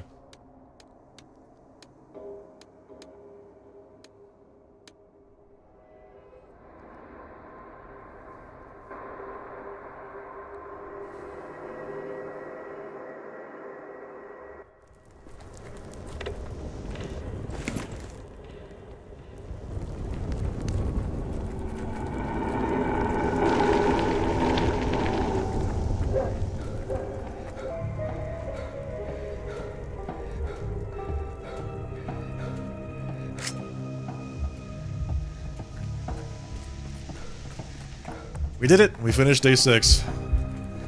Pocket squares? Yeah? Yes? Pocket squares, yes? I guess it depends on what you're doing.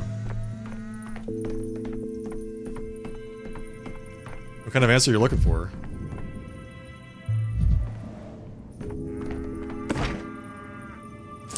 Oh my god, I've got so much currency. I have so much currency. This is insane. What do I do with all this? To go with my sharp dressing? I'm wearing a vest. Pocket squares do not in vests go. You should invest your pocket squares in something else.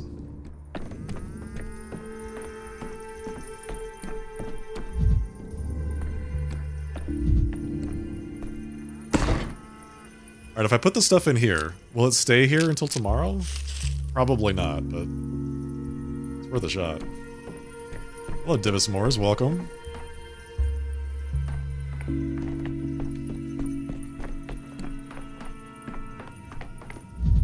Trade. What's this? Package. Contains some useful trinkets, need to unwrap it to get them out. Recipe for Meridorm. Alright, I guess I do need all that currency that I just packed away. So I can buy stuff from the child.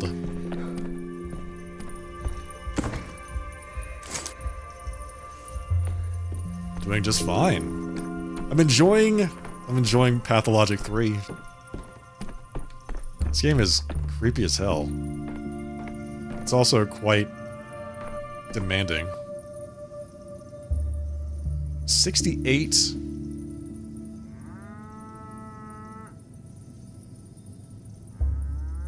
My cat is here. She's demanding attention. What do I do? Quick, can someone help me, please? Okay, we got this. Butterfly in a box. The beetle. This. Split. To that. Boom. The package and the recipe are both mine.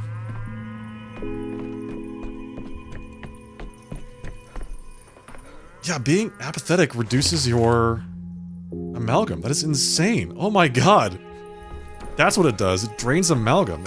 In addition to being a drain on like your movement speed, it also drains your amalgam like regularly and a lot. That's really bad. So basically, you always want to be manic.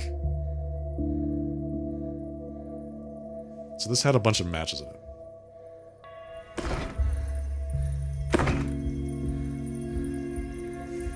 Alright, let's get out of here. Wait. Not just yet. There we go. Look at that. Look at that, man. That is good. Focus of infection eliminated 2 days in a row. Yes. Protocol 6, curfew. What did I do here? Quarantine, water filtration, and the vaccine.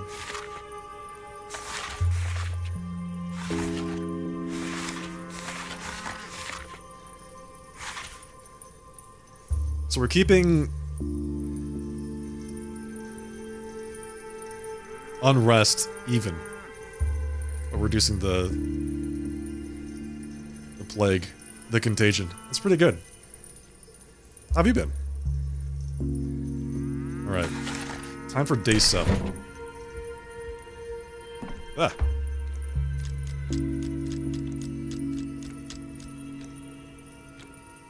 In which the Bachelor will remember his close ones.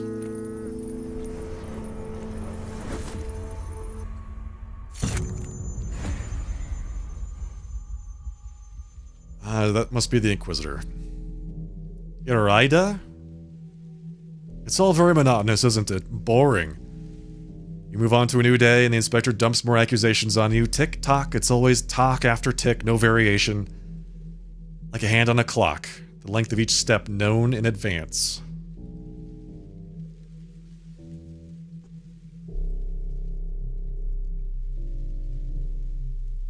Monotonous is one way to put it. It's like the torture method when a water drop falls again and again on the exact same spot on the crown of your head. Your inspector has a dreadful mess in his papers, doesn't he? Constantly forgetting what happened on which day, accusing you of things that never happened in the first place. It's painful to watch. I know his mistakes are just a tactic. A way to make me slip up in case I'm hiding something. He'll come back from his smoke break soon and start questioning you about the Inquisition, and the mess will get even bigger. On the 7th day, an Inquisitor arrived in the town. Someone meant to cut through the tangled knot of intrigues and mistakes. That much is true. My point is, your prosecutor's work lacks finesse. He's burying you under false leads, so you'll drown in them and agree to any old nonsense. By correcting him, you're only sinking deeper. Try just nodding along whenever he says something stupid. He'll talk himself into a dead end, and that will be it. The Inspector doesn't really know what events unfolded on the 7th day concerning the Inquisitor. It seems like you don't want me to tell him the truth. I'm just offering you some advice. Or do you plan to spend the rest of your life cooped up in here walking in circles? I plan to clear my good name, no matter how long it takes.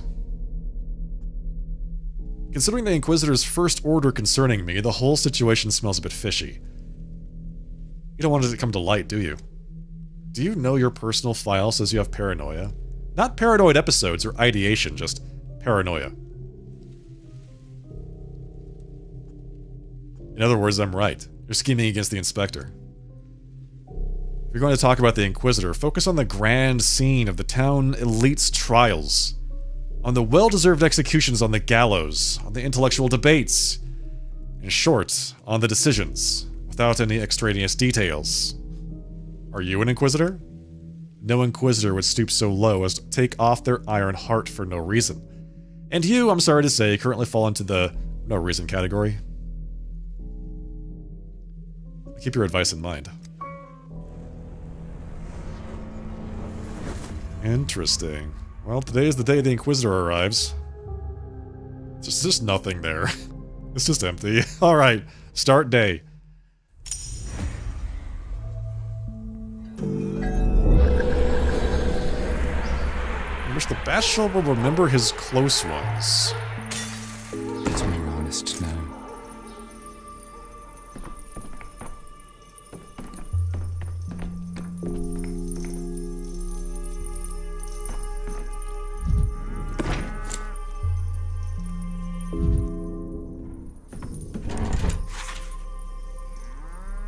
town just dies tomorrow, by the way. Apparently the infection just gets out of hand and everybody just dies on day 8. We've been clawing back, like, days, one day at a time, since day 6. Day 6 didn't exist for a while, and then it was day 7. And now we have to somehow manage to save the town to get it into day 8. So, interesting note here. The calendar says that there are 12 days. This just goes through day 11. So I'm wondering what happens. Why does it end so early? There's an entire day that we're not accounting for here.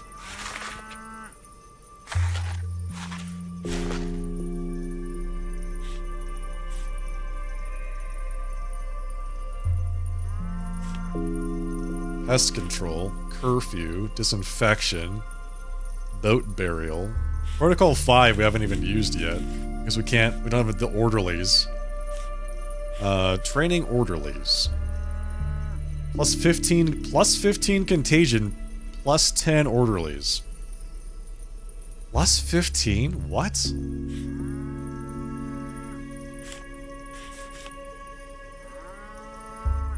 We can't just deny our way out of this? We can't just prevent dying? Dying is now outlawed. It's illegal. Recruit volunteer orderlies for command needs. And if we do that, then we do Protocol 5. Like, even that doesn't do anything.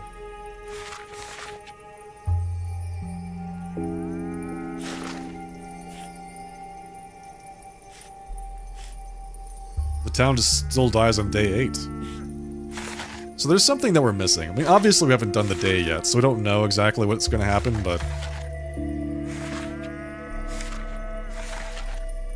clearly there's an event that occurs today that saves the town on day 8 that we have not yet done.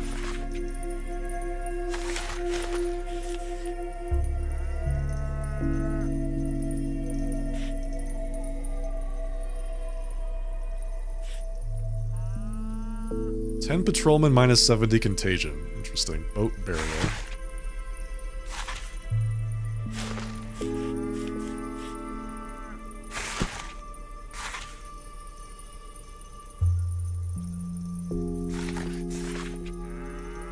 Do we make... wait a second.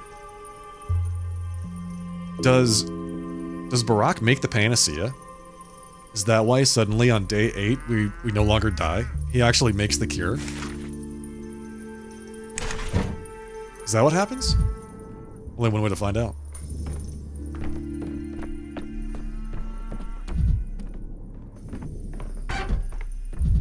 She's just hanging out with the cow. Sorry, the bull. Eva, I need to talk to you. Oh, you spoke first. Usually you just approach me and wait for something. I can't talk about this with anyone else. I think I'm actually seeing the Shabnak. Shabnak? In the infected districts, I keep seeing the figure of a woman. Though I'm not even sure it is a woman. She's incomplete, broken, with legs made of bone. And when she digs her nails into the earth, they rip free as bones, too. There, I said it. Well, okay, so he's actually admitting it. I'm having horrible hallucinations, Eva, and I need you to help me out.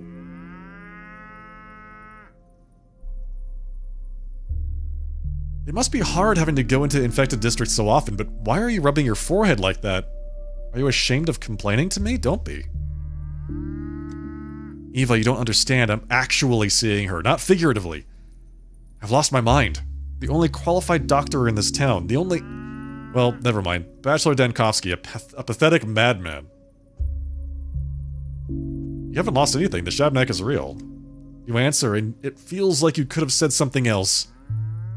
For some reason, I was hoping you'd know for sure if the Shabnak actually exists or not. Oh, Yulia is very intelligent. Shame that it's a tragic kind of intelligence. I know it doesn't exist. I don't know what to do with the fact that I'm hallucinating it. If this gets out, not a single decree of mine will ever be followed again. I think you're asking the wrong question. It's as if you're bothered by what exists and what doesn't, or by what others think. But the only thing that matters is you. The world will become what you see it as. Just observe and it will bend. Or break. Say what? So far, the only thing getting broken is my skull when a thug's fist flies into it. I don't like that. I don't want to be the center of the universe. Learning about the world as it is enriches me. Well, that's a shame. A person can't transcend their humanity if they fear equating themselves to the entire world. That's not my opinion, of course. That's Simon's. In other words, your answer is, you've gone mad, but you shouldn't fear it. You should be proud of it. Right. You got 50 amalgam.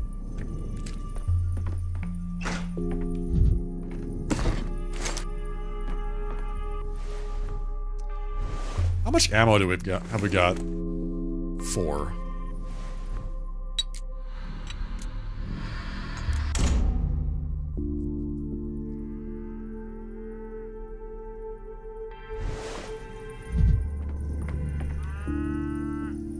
Okay, so she said that she would give me new... Oh, interesting. New recipes every day. But I think I bought the ones that she was supposed to give me... yesterday. Funny enough.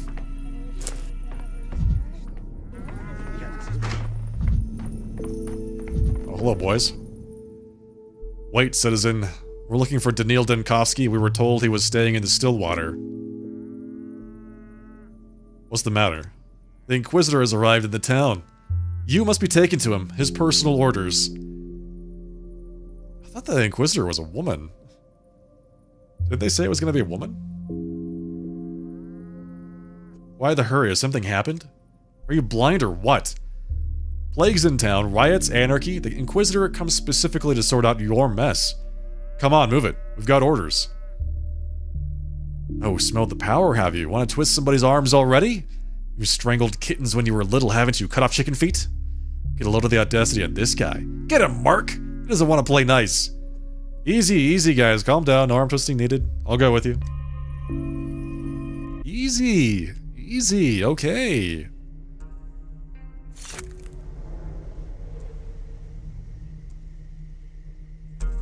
These are local men. A band to separate him from the crowd. His pocket is bulging.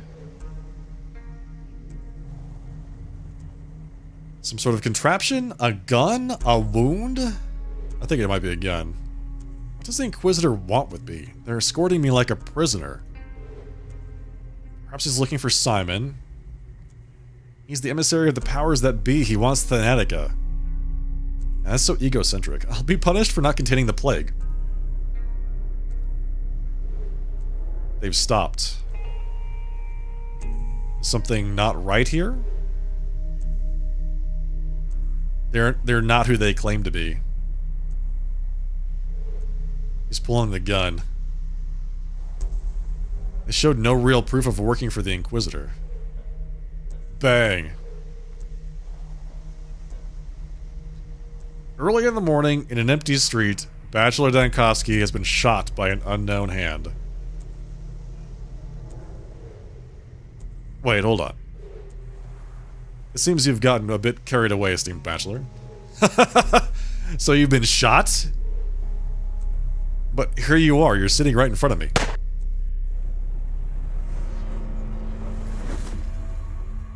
Apparently we were killed.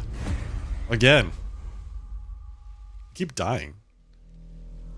Back at the Capitol in the present day. We're back in the Stifling seats. in this room, isn't it? We're back in Hard the seats. without a breath of fresh air.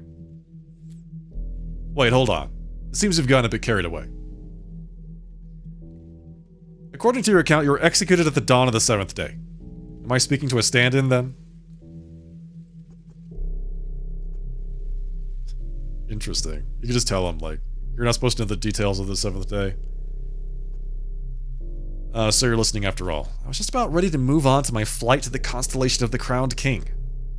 I am listening, and listening carefully, so did the Inquisitor's men put you up against the wall or not? This bit is crucial.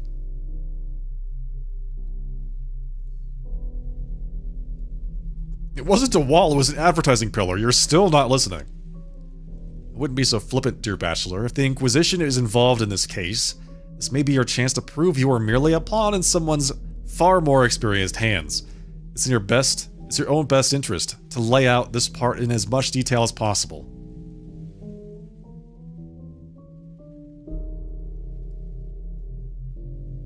The Inquisitor's agents did come to me. They did threaten me. But by fate's will, I met another Inquisitor in the capital half a year ago, who, ironically, we met at a chess tournament. We're gonna play chess now? What's happening?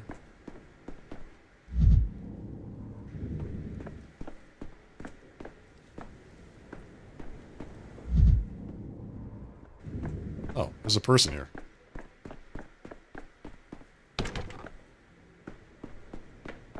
What is this place?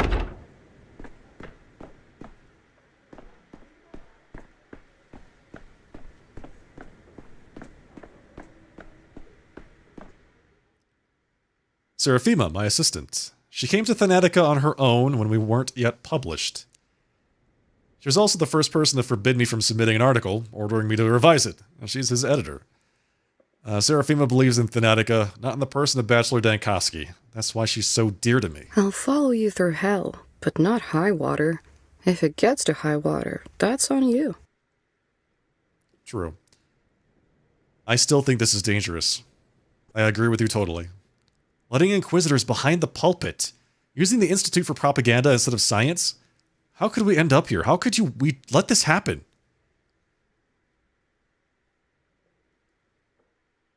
Do you really think I have the power to refuse the Inquisition's demands? To prevent Lilich making her lecture? I'd say death is easier to defeat than the Inquisition. I've heard the lecture this Lilich gave 5 minutes in, and I knew all about her already. She hasn't come here to teach. She's come to recruit. What if they offered a collaboration with the Inquisition to you, Seraphima? Would you refuse? I have refused already. She's not looking for agents anyway. She just needs informers. She says the Inquisition protects its own, but that's just lies. People are expendable for the Inquisition. They call themselves the law, but it's all just words. They're really no more than a bunch of common hangmen.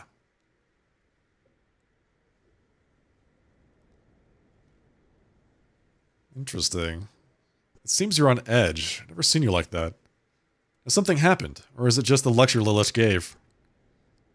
It has. My lectures and those of Platon were cancelled this week. And you're going to tell me about that when? Why am I always left in the dark? The dean didn't explain this cancellation. He said it was just schedule changes. Convenient that any changes always have to do with the Thanatica alone, isn't it? Is there anyone in the laboratory right now? Platon, as usual. I suppose even if the lab is closed, Platon will linger at the place as a ghost for a couple more years. Don't say that. Platon is a brilliant scientist. I believe he has a bright future before him. Unless we're closed down. No one will close us. I promise you that. I've never read the dossier. Just realized.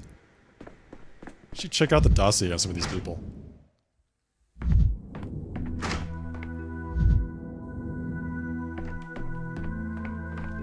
Is that her? Platon, my assistant. Very intelligent, full of political insinuations and witticisms. Sometimes I'd stay up late with him over research in an uncorked bottle. He made so many ironic remarks about his unhappy personal life that eventually I realized it was a source of great agony for him. His unhappy personal life. Associate N. That's not her. We still have not met the Inquisitor. This is our chance, I tell you. Carpe diem! If we want to save the lab, we have to seize the day. Cheer up, Chief. Want to hear that grey hair joke again? The one you love so much. I'd like to ask the esteemed Bachelor first. What do you think of this Lilich woman? She's a dangerous woman. It's better to stay away from her. I've been to the lecture. Lilich spoke of the Inquisition's function, of the hierarchies, of how the law works. You know what? I believe this is a sign. Thanatica needs protection right now, like never before. And who would protect us better than the Inquisition and the law? I'm not sure. During the lecture, I had an impression that Lilith was addressing me personally, hinting that she could help. If we were to collaborate with the Inquisition, no one would touch us. That is the law. That is a horrible idea. Everyone who's ever collaborated with the Inquisition has come to a horrible end. Yes, indeed, I agree with the Bachelor. If we swear our loyalty to Lilith, other Inquisitors won't be able to get to us. They have an inner code of conduct. They leave people from each other's teams alone. Do you really believe that? I enjoy or envy your naivete. You should have come to the lecture. Lilith has illustrated the mechanisms of the law by examples. She's mentioned the Academy, too. The Academy answers to the Inquisition. That's the chain of command. If we can negotiate her patronage with Lilith, then Attica will be left alone. What do you think, Bachelor? I'll go talk to Lilith. Good thing you're not there. You'd be useful to me in the hospital, don't you think? Failures follow me at every step. The last expedition bore no fruit. Funding is at risk no matter. I'll invest myself.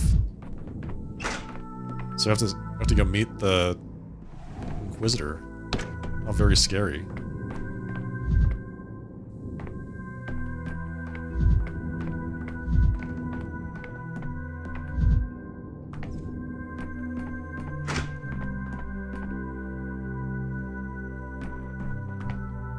I just went in a giant circle. Nice. Locked. Locked. That is a lot of skulls.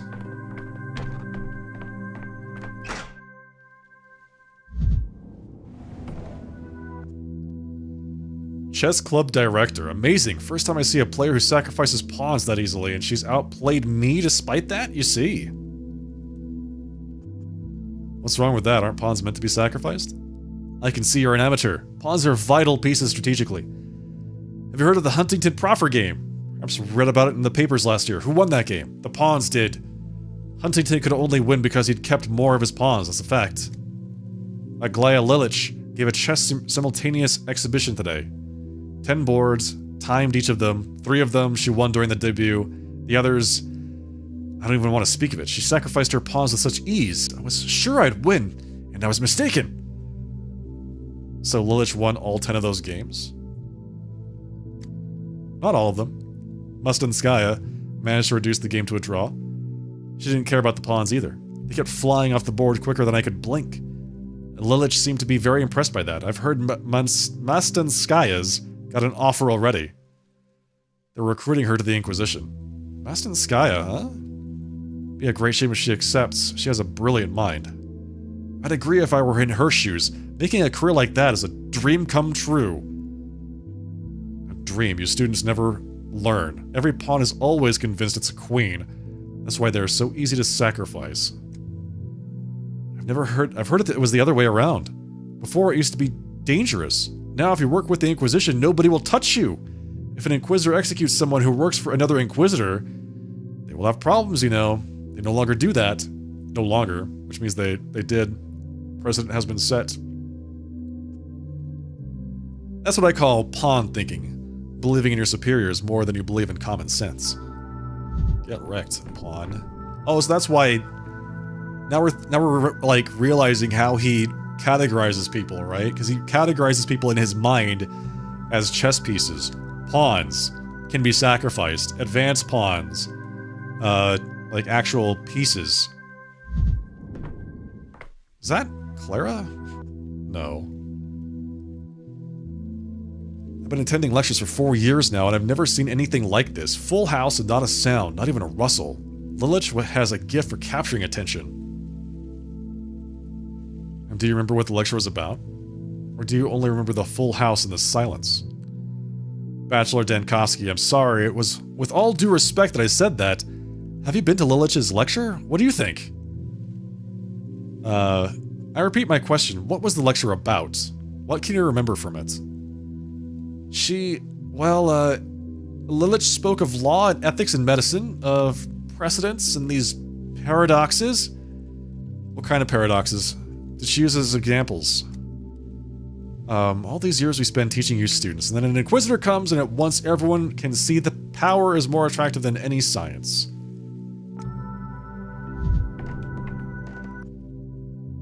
Veronica Croy. Oh, she has got a name. She's a special pawn. Can anyone explain to me on what grounds the college allows the Inquisitions hang men behind their pulpits? I've always thought that the Institute's goal was to teach its students critical thinking. But look at them. It's almost as if they were worshipping this Lilith woman. I know you. You're Veronica Croy. Throw it here. I thought your last name was familiar. Is Inquisitor Croy your relative, or is it just your namesake? Damnation, I've renounced my family, I've enrolled in medical school, and still my father's name is ruining my life, even here. You can't run away from yourself. Why did you renounce your family? I was trained to be an Inquisitor all my childhood. Just imagine not having any control even over your own life. It was like being forced into a marriage, and I wanted something different. And you've made it. You're in medical school and doing great. I feel like the shadow of my father is still pursuing me even here. If only I could somehow explain to them that the Inquisition can't be trusted and that swearing loyalty to them is certain death. I'm just placing my hopes in the survival of the fittest here. If a student is indeed that naive and climbs into the mousetrap of their own free will, then they deserve it. You're a cruel man, Bachelor. You would have made a great Inquisitor. Ooh! I don't know if that's a... It's like a... She just insulted the hell out of that guy. Why do I get the impression you're trying to recruit me right now? That's because of Lilith. Her presence. Where there's an Inquisitor, there's a paranoia. Everyone is on pins and needles today. Suspecting each other. They've grown up and grown tired of me. There she is. Aglaia Lilith, the Inquisitor. Daniil Denkovsky, very pleased to meet you. It's not just courtesy. I'm speaking from my heart. I've already had the honor of meeting you, but I doubt you remember. I think you've got the wrong man. I'm sure I'd have remembered meeting an Inquisitor. I attended your lecture 3 years ago at Lamarca's. I even took your autograph, the girl in a long shirt. Do you remember? Asked you about the glassy lips, too. And you... Did you attend my presentation? I didn't see you in the hall. I was late, but my students summarized your key points for me. Either way, I'm glad we met. I must admit, your lecture made a powerful impression on me. When I got an opportunity to speak at the Institute, I immediately thought of you and wanted to see you. See me to what end? Your research sparked an extraordinary interest, and I don't just mean my interest. You'd be surprised to learn how often I hear my colleagues say your name. As far back as 3 years ago, you already went further in your struggle against death than any man alive. Inquisitors know my name. Should I be worried? Only if you've been violating the law. What about the laws of nature? Do they count? I should have guessed. The Academy is a bag of snakes. Those sage old men have been a fixture of the place for years. Barba non facit philosophum is lost on them by now. However, the Inquisition has its tools with which to rein in the sage old men. Remember the Neustadt scandal? He was left alone in the end. He's become an Inquisitor's servant, and the Academy no longer has power over him. I've heard about Neustadt, a Pyrrhic victory. 2 of his colleagues from the laboratory were later executed. That's a lie. Neustadt's colleagues met the fate they met for entirely different reasons. Your research is of the utmost importance, Denkovsky, and if the Academy disagrees, so much the worse for them. You need protection.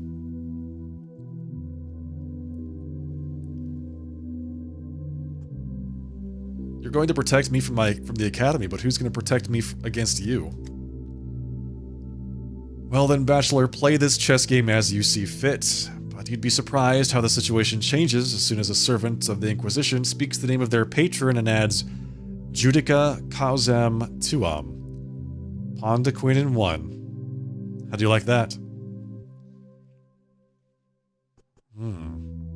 I might jump off the chessboard head first. The greatest lie of chess was to convince pawns they could become queens. My decision echoes into the future. What? Hang on. What decision did I just make?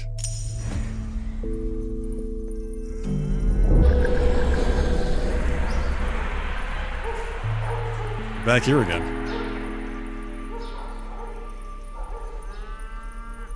This vial contains a universal vaccine. Stack Reuben brewed it from silver cells that contain liquid time. What? 1 second of eternity is contained here. Time has not yet come.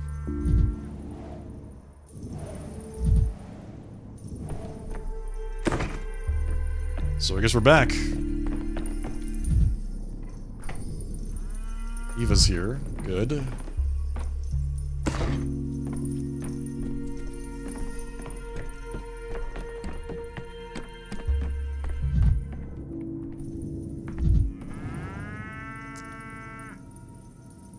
What is this? Strychnine, crystals, morphine, herbal mixture. This is 5. 10 for both.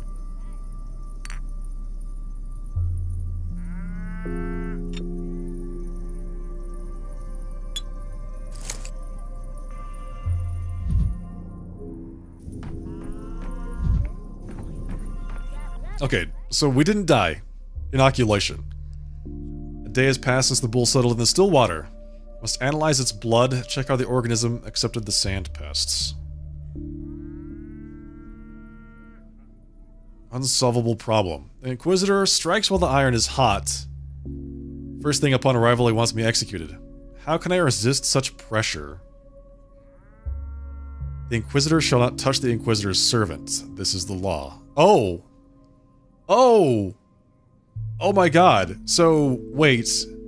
Because we accepted, like, apparently we accepted Lilich's offer to become part of the Inquisition?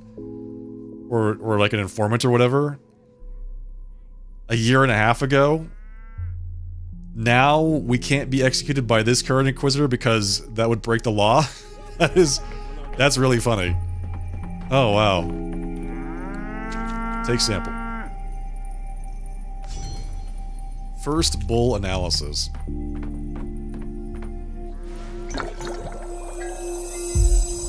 Externally, the bull hasn't changed, but the sand plague is beginning to multiply in his blood. Observation must continue. Okay. Research showed yes, this bull is truly infected, so I can't say it doesn't get sick at all. Observations continue. So now we no longer get shot. Oh, I see. Karminski's sent for me. I hope you don't intend on wasting the precious time of Aglaya Lilich's servant. Come on, people. Judica Kausen tuam. What did you say? Are you hard of hearing? Which part of it didn't you understand? You know Aglaya Lilich? I don't just know her, I serve her. What, have I disrupted your plans somehow? You were going to take me to Karminski, so go on, take me. Oh, this is nice.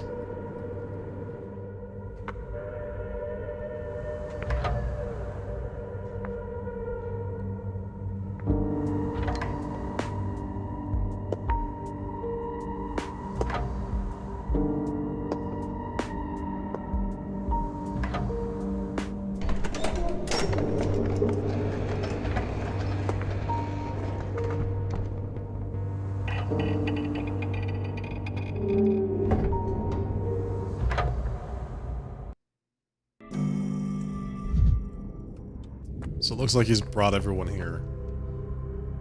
Saburov, the Olgimskis, Stamatin, and Artemy Brock. Mark Karminski, Inquisitor. The Inquisition is an organization of special intellectual emissaries whom the powers that be send to solve unsolvable problems. Each has their own way of going about it. Few know the Inquisitors by name, giving them sobriquets instead. Karminski's is the Hanging Judge. Oh, good. things fall apart. The center cannot hold. Well, I guess that's a pretty good indication of how this is likely to go. Daniil Dankowski, I was curious to meet you. I hope my men weren't too much trouble. I ordered them to be polite, but sometimes they're getting overzealous. Well, at least they didn't execute me on the spot. Your sense of humor doesn't fail you, even in the middle of an epidemic. I'm glad to see that, especially given the circumstances. I've recently heard some terrible news while living in the capital. My condolences. What news are you talking about? Ah, of course, this place has no line to the capital, so you don't know. Hearings are being held as we speak concerning the shutdown of Thanatica. I can imagine how tough you're having it. They're taking the wrecking ball to your brainchild while you're here. I am here. I can see what's on your mind, and I'd advise against it. I've been made aware of someone in this town who's said to help people escape the quarantine, one Grigory Filin, I think? Some name that sounded like a verb. My men are already on the lookout for him. You sound like you're baiting me. Brought up escaping, named the man to turn to. Perhaps I'm testing to see how sensible you are. Or perhaps it's the other way around. I'm trying to keep you from making a horrible mistake. I know human nature. People are wont to do awfully stupid things, such as rushing over to the capital to attend a hearing, hoping against hope to save their science, even knowing there is no chance anymore. I need you here.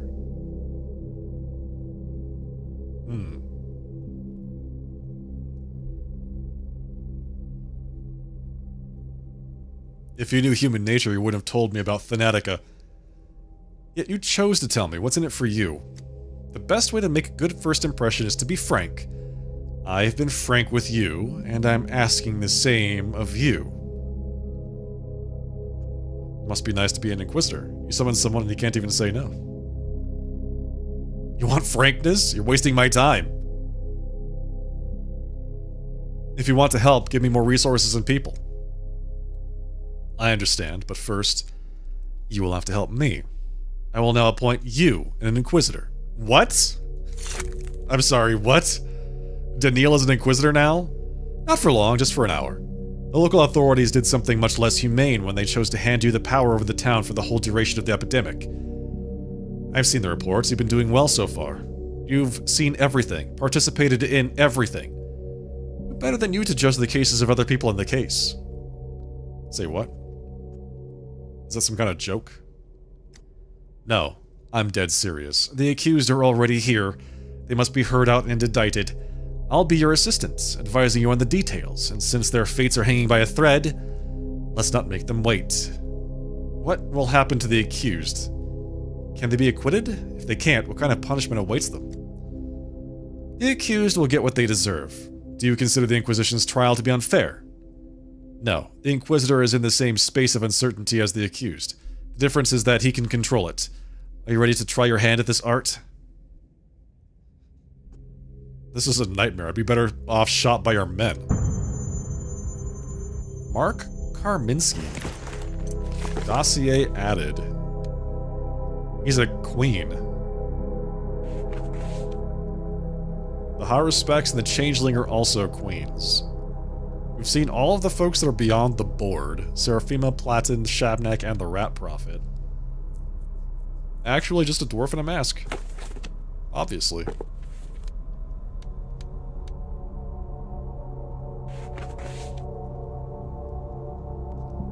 Pieces.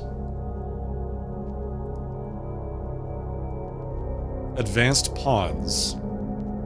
Bacchio? The bull? He considers the bull to have more pull than, like, Stack Reuben? That's hilarious. The bull. Catchfly. Heron. Yakov Little. Korkoi. We're missing two more. Missing two more pawns as well.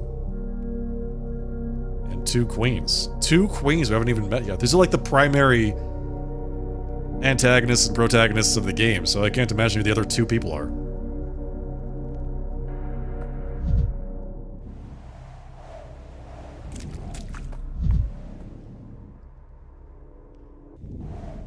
A decent genius knows when to die. One Artemy Barak, nicknamed the Ripper. The accused is charged with breaking into the abattoir and the termitary, both under quarantine, extracting organs from living people, abducting children. The stomach isn't a mirror. Fill it with hay, no one will see it. You forget to mention that I also killed my own father. Who are you trying to impress with your sarcasm? The allegations of patricide are foolish and unfounded. The court understands that. But thank you for reminding us. Your father's death and the false accusations make for a compelling reason to grow bitter and seek revenge in your hometown. What say you, Inquisitor?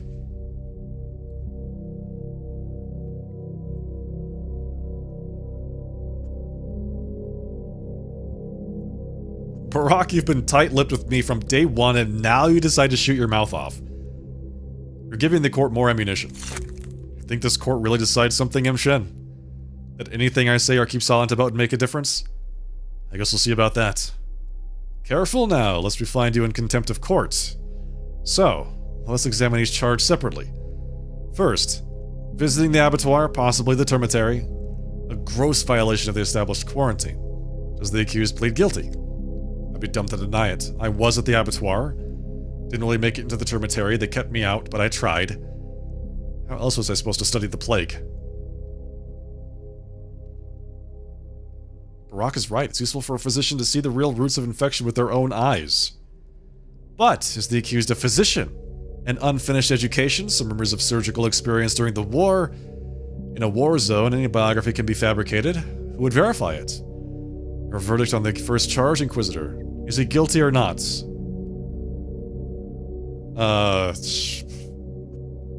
Guilty. How are you, Kuhn? You're doing your part splendidly, Inquisitor. Let's move on to the second charge, organ harvesting from the living. In other words, aggravated murders committed with extreme cruelty. I know what this is about. That stepgirl was terminally ill and agreed to the experiment voluntarily. An experiment for which I take responsibility. You are more interesting than you seem at first glance. The town has been terrified of a maniac, but it turns out there's a luminary from the capital behind his actions. Well then, the second charge is dismissed. The third matter on the agenda, according to the evidence collected by the Inquisition, the accused ingratiated himself with children and led them away to an unknown location. We have reason to be concerned about their lives and well-being. Those children can't be kidnapped. They're orphans, and no one wants them. Especially now when everyone is busy saving their own skin. I care for them, just as my father did before me. Then present them to the court. The townspeople are worried that the children may have been used for organs as well. I refuse, but why? I swore to protect them, and so far the Inquisition seems worse than most of the threats they've faced before. I have some input on this. I saw them with my own eyes yesterday. Half the town's children are putting themselves in greater danger than the orphans in Barak's care. You're willing to use your own name to refute the rumors. How noble. The court accepts your argument, but remember that ordinary people are enraged by even a hint of crimes against children. The accused is acquitted of the third charge. So what now? Any of the charges brought forth as grounds for execution. Therefore, it will take place. Oh my god. The whole town will breathe a sigh of relief today. No one will have to fear being gutted by a maniac in a dark alley anymore.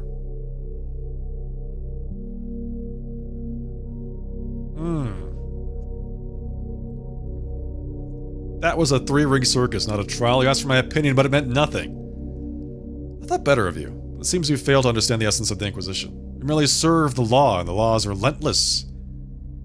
It is not we who make the decisions, but the law acting through us. May I have a word with the convicted? Go ahead. No need.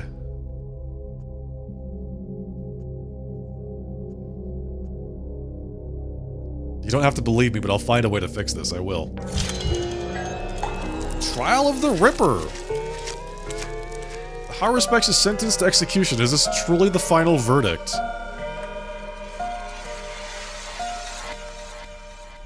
Barak is accused of kidnapping children on the 6th day.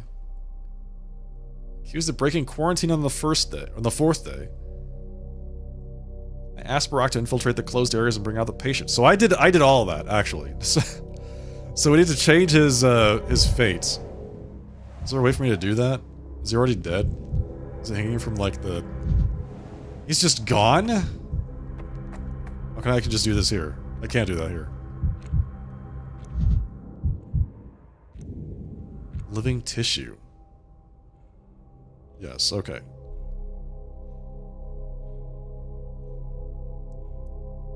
So I cannot restart the day because I can't leave.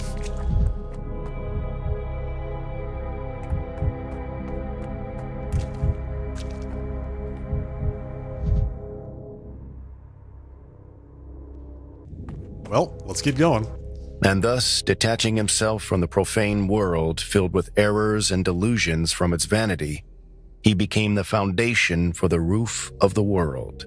The accused, Peter Stamatin, designer of the polyhedron, accused of assault on reality by way of impossible artifact creation, which puts the population at risk through its sheer impossibility. Children live inside the polyhedron. It is the perfect isolation ward. They're safe there. How can you be so certain? How do we know this monstrosity won't come crashing down, killing everyone inside of it? Have you heard it creak in the wind? Just find the right lines. So what? My knees crack when I stand up. Dots. Then you'll see the answer. My knees committing an assault on reality? Look at him, Dankovsky. Couldn't even come sober to his own trial. I didn't know about the trial. They snatched me right out of bed this morning. At least they gave me time to dress. I'd be standing here before you with in my small clothes. Enough small talk. Let us return to the matter at hand. I give you the floor, Inquisitor. I believe Peter should present the blueprints for the polyhedron to the Inquisition.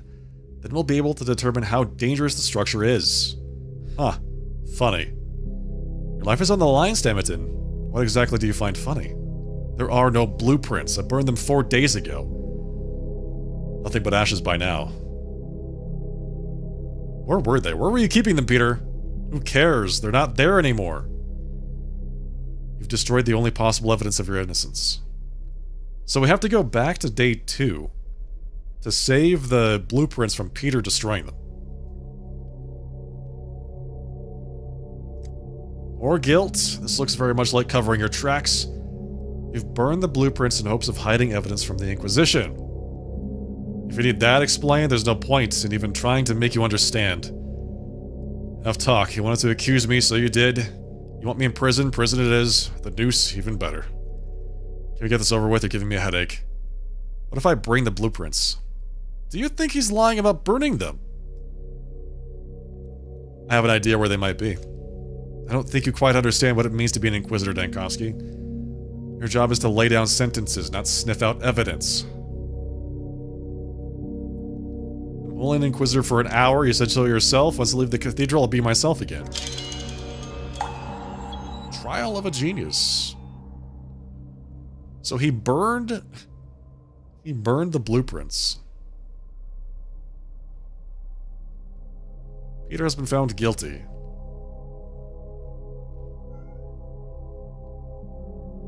Of the desire to destroy the blueprints of his very own masterpiece on the 3rd day. So I can change the outcome for not Stamatin. Artemy Barak. I did all that stuff. I can save him. We've got to go back to the 3rd day and prevent Peter from destroying the blueprints.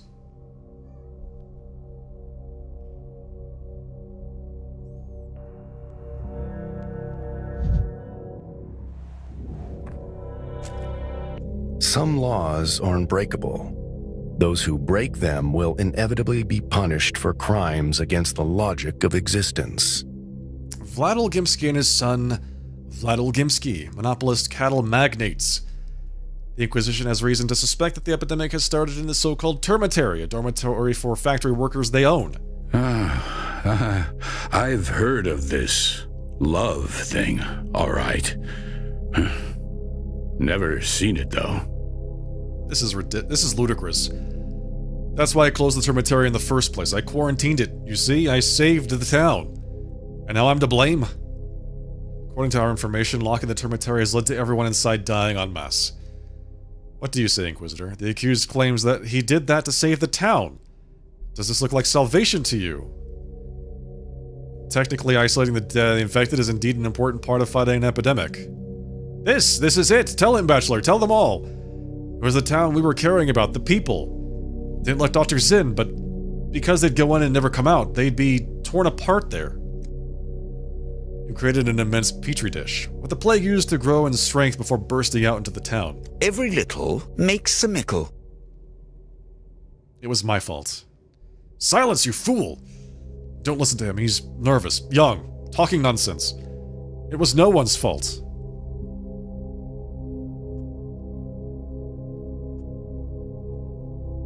Why not, though? Let's give the floor to everyone. If your son has something to tell us. Nothing to say here, nothing. We did the right thing. I did the right thing when I locked the termitary. Father! Silence, I said. Shut your mouth. You'll talk yourself into a noose. What do you think, Inquisitor? Not guilty. There was no other solution in the first days. A mass isolation of the infected in the dormitory has given the town some time. Please let my father go. He didn't do anything. Hush, you. I'll talk with you yet. Out of your mind, you. I think it was the younger Vlad that locked the termitary. And the elder Vlad took responsibility for it. We need to hear what the younger Olgimsky has to say. No, I forbid this. You chose our family to take the fall. I did what was necessary. I demand respect. What happens now? You, the both of you, definitely have something to do with the spread of the epidemic. But it's not over yet, which means the Inquisition cannot yet properly assess the damage done, or the gain, as her father keeps insisting.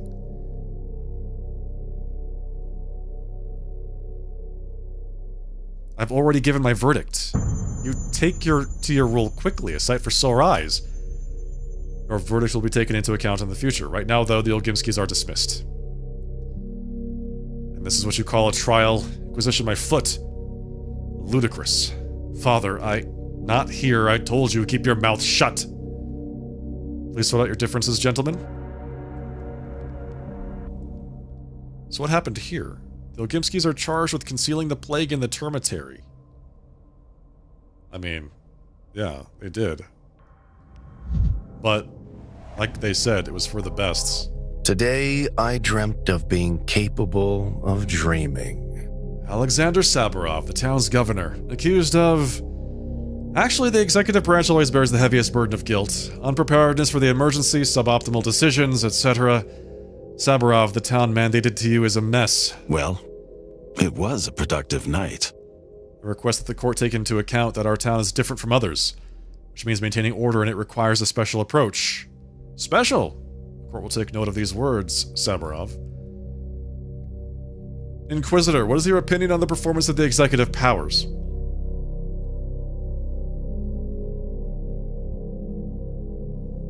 The governor has handed his power over to me for the duration of the epidemic. He also assisted the emergency command in every way possible. The first outbreak has shown that the most effective measure in an epidemic are those taken by a doctor. I'm grateful to Daniil Dankovsky for shouldering this burden, taking over the emergency command. The Epidemic Emergency Command, yes! Tell me, Saburov, you do understand how this might look, right? You found someone who would make all the inevitable mistakes instead of you. First, the incompetent Olgimsky Jr., then Dankovsky, who doesn't know the town.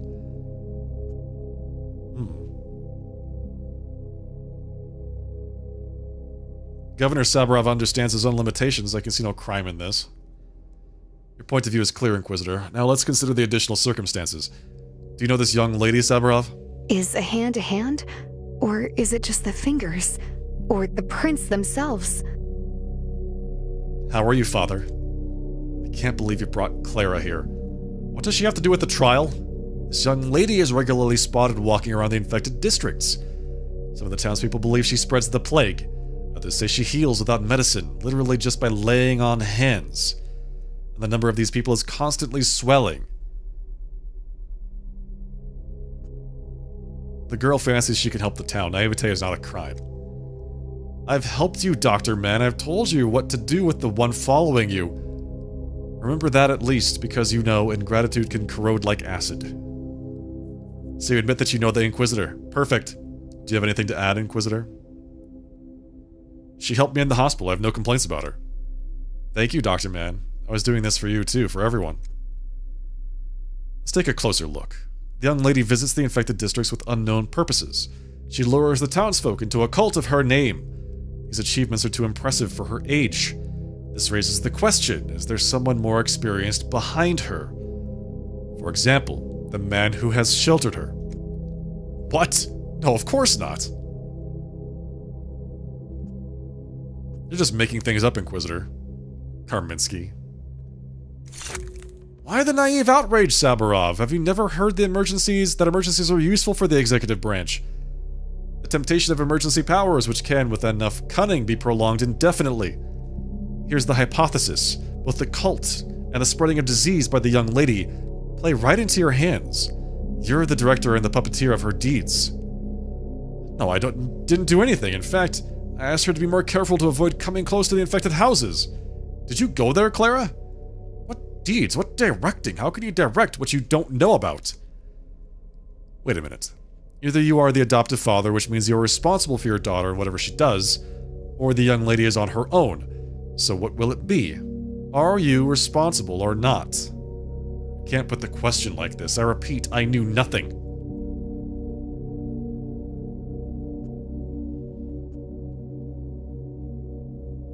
The court has no need to hear cases of family law. It was necessary, Father. I never harmed anyone. I just helped. Do you believe me? An excellent question. So do you agree that your daughter is entirely in the right and was acting with your approval? I believe her, but please understand, I could not control her. I don't believe the governor was behind the actions of Clara the Changeling. He's too straightforward for that. The court hears you, Inquisitor, but right now it's more important to hear Saburov. Are you ready to admit that Clara is your daughter and, consequently, her actions could have been prevented by you? No. Put this down on record. The governor has disowned his adopted daughter, thus clearing his name from the accusations, at least the ones concerning her. Dad? Didn't you hear it, Clara? The former governor is not your father. I think we should give the accused some privacy, Inquisitor. It's not every day that a father disowns his daughter. God, well, I was not expecting that.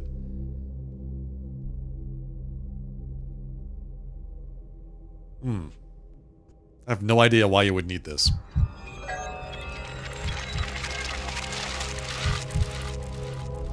Utopians. I did the Inquisitor's work. Time to report.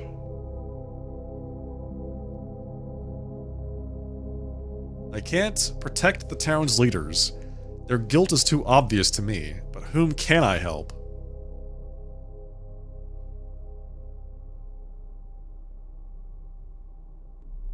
Alexander Saburov is stripped of his governor's title.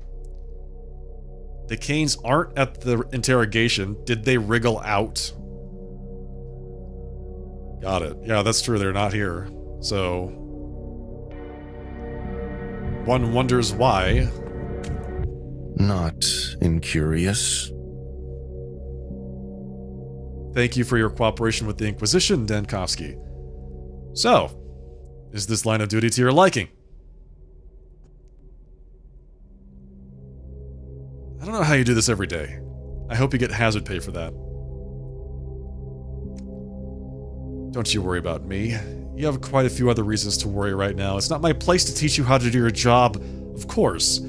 Still, I'd like to ask, are you doing any campaigning for the populace? Raising their awareness? The provincial crowd doesn't know much about the latest discoveries in the field of hygiene, and it's not their fault. Campaigning? I'll write that down. This ought to be a decree. There's another thing. I've looked at the documentation of your emergency command. The town is short on medicine, and we can't expect any new supplies during the quarantine. But the solution is obvious. Confiscate what the townspeople have stockpiled for a rainy day. You need to be bolder, Dankovsky. You hold the power.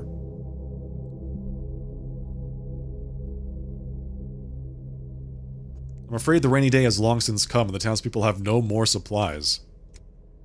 I've given you a hint, that's all. It's up to you whether you want to use it. It's just my job to stick my nose in other people's affairs. Though I admit your affairs are of less interest to me than what the Canes grace with their patronage.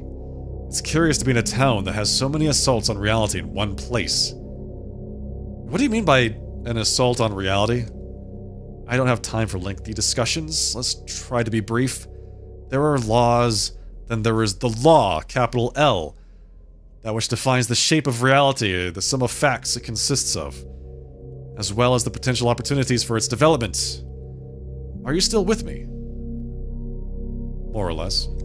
By virtue of having free will, people sometimes make attempts to break the law. In most cases, futile, but on some rare occasions, they achieve a certain degree of success. At the seams, the tears in the history's fabric. That success is unstable. Reality is always trying to push that out of itself. You could say reality has an immune response. You're contradicting yourself. If the law defines reality, then how can it be broken at all?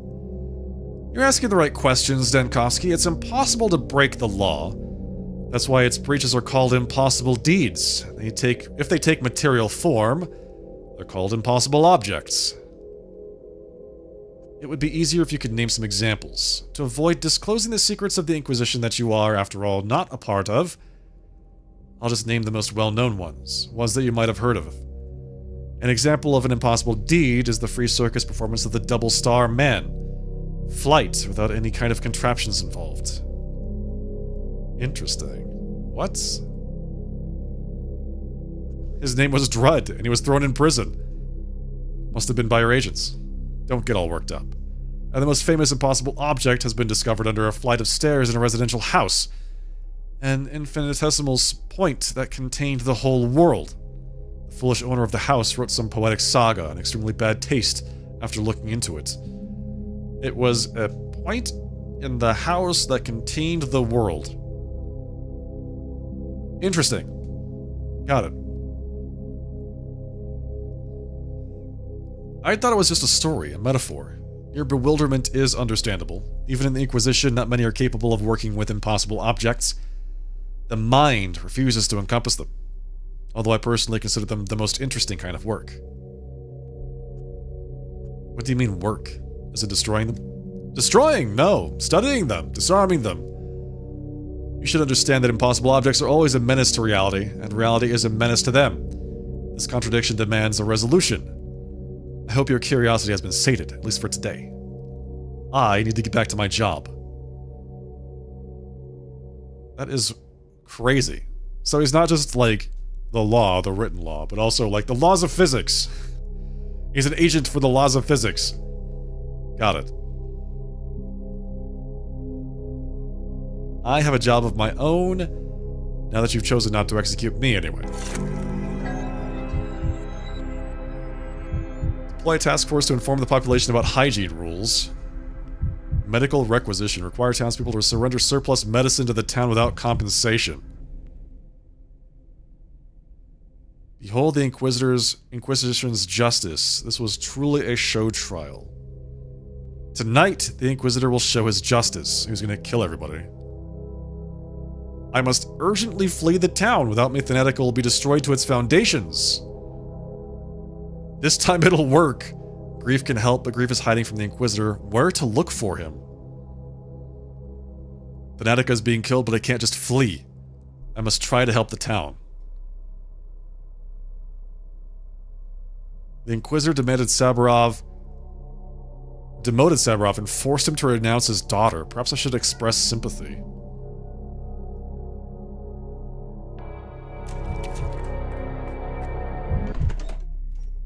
We got so much stuff to do now. Hello, Maria. I often feel like someone's watching us from the other side of the veil. And Daniil, my father's in the Crucible. He's in a bad way. You have to examine him as soon as possible. I implore you. Did the Sandpest get him too? How long has it been? What are the symptoms? He's not ill. It's much, much worse. Angelus Demonus, thank you for the raid. Welcome everyone from Angelus's chat. Hello everybody, hello raiders, welcome. How are you tonight?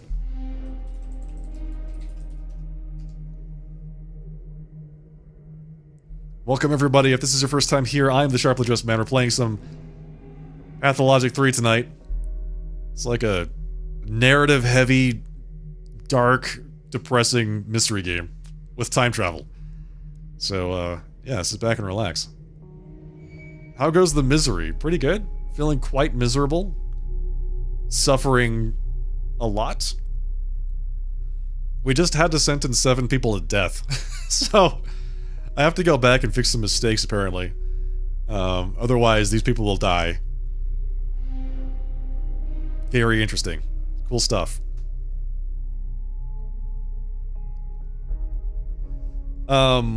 So we're on day 7, as you can see in the upper right-hand corner, and the Inquisition has come to the town.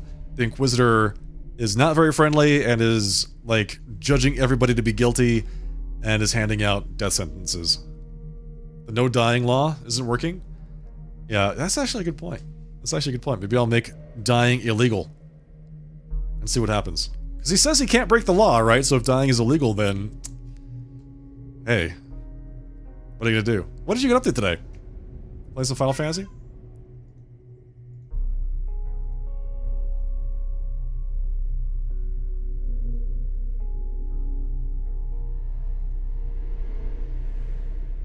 You've returned to PoE 2 and you're learning Huntress. Nice. Alright, I know you just got here, but I have to take a quick break. My cat needs to be fed. So, I will be right back.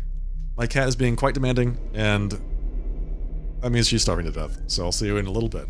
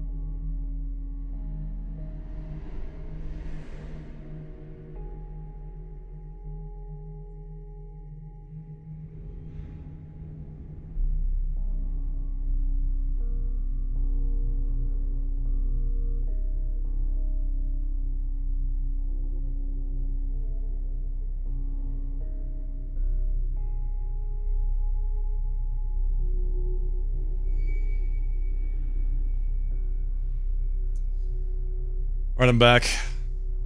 Thank you for your patience, everybody. The cat has been fed. No longer starving. PoE 2 is leaving early access pretty soon, I think. If I remember right. So, they're actually going to fully release the game. Thank you, Cowboys. New trailer looks pretty good. Nice. Right before Final Fantasy 14 goes to 8.0. Oh, good.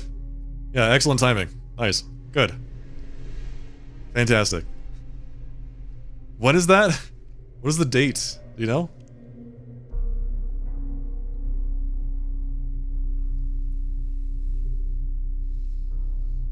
Let's see.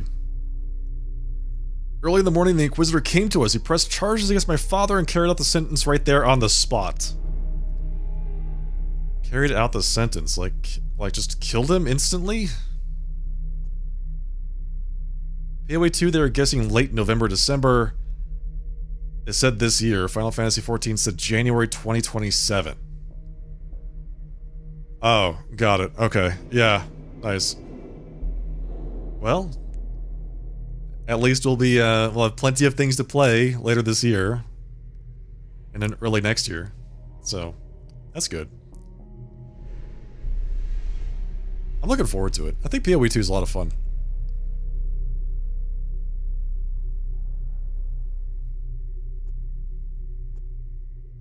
What kind of charges? He says something about impossible objects, and that father is being accused of instigating the creation of such objects.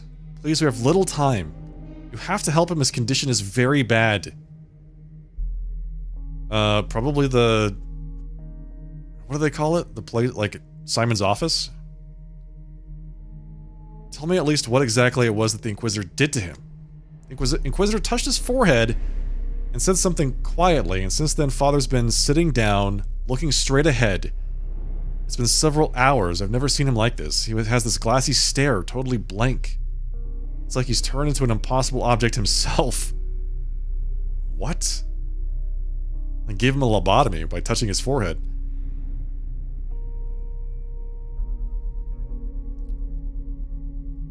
Which objects did he mean? The polyhedron has been here for a long time, and I think it was ordered by Simon, not Victor. The Inquisitor mentioned Yulia Lyryacheva. He said Lyryacheva did something commissioned by Father, and that it was an assault on reality. It was all her fault. What is her guilt exactly? Why are you so sure of it? A few days ago, Father said he no longer needed her services and asked her to leave the town. She got mad and decided to have her revenge. She visited the Inquisitor and framed him. Framed my father. Whoops. Uh-oh.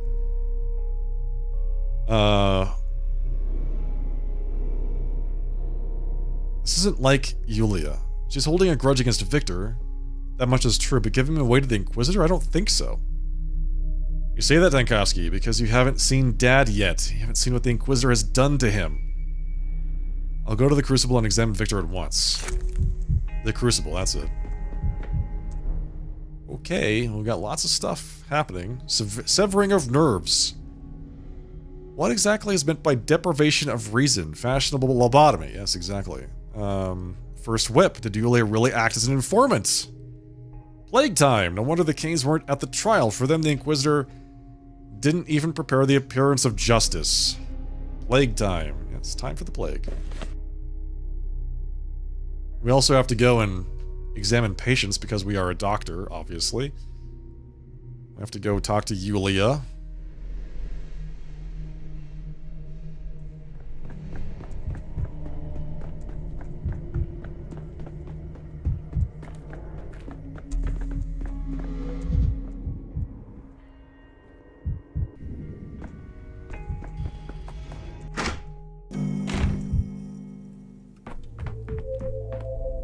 Okay, this thing only opens on certain times. Looks like 2 p.m., 9 p.m., or I should say 2, 9, 6. What is that? 2, 9, and 6. Be also like 9:30 and 2:30. We can't get in there just yet.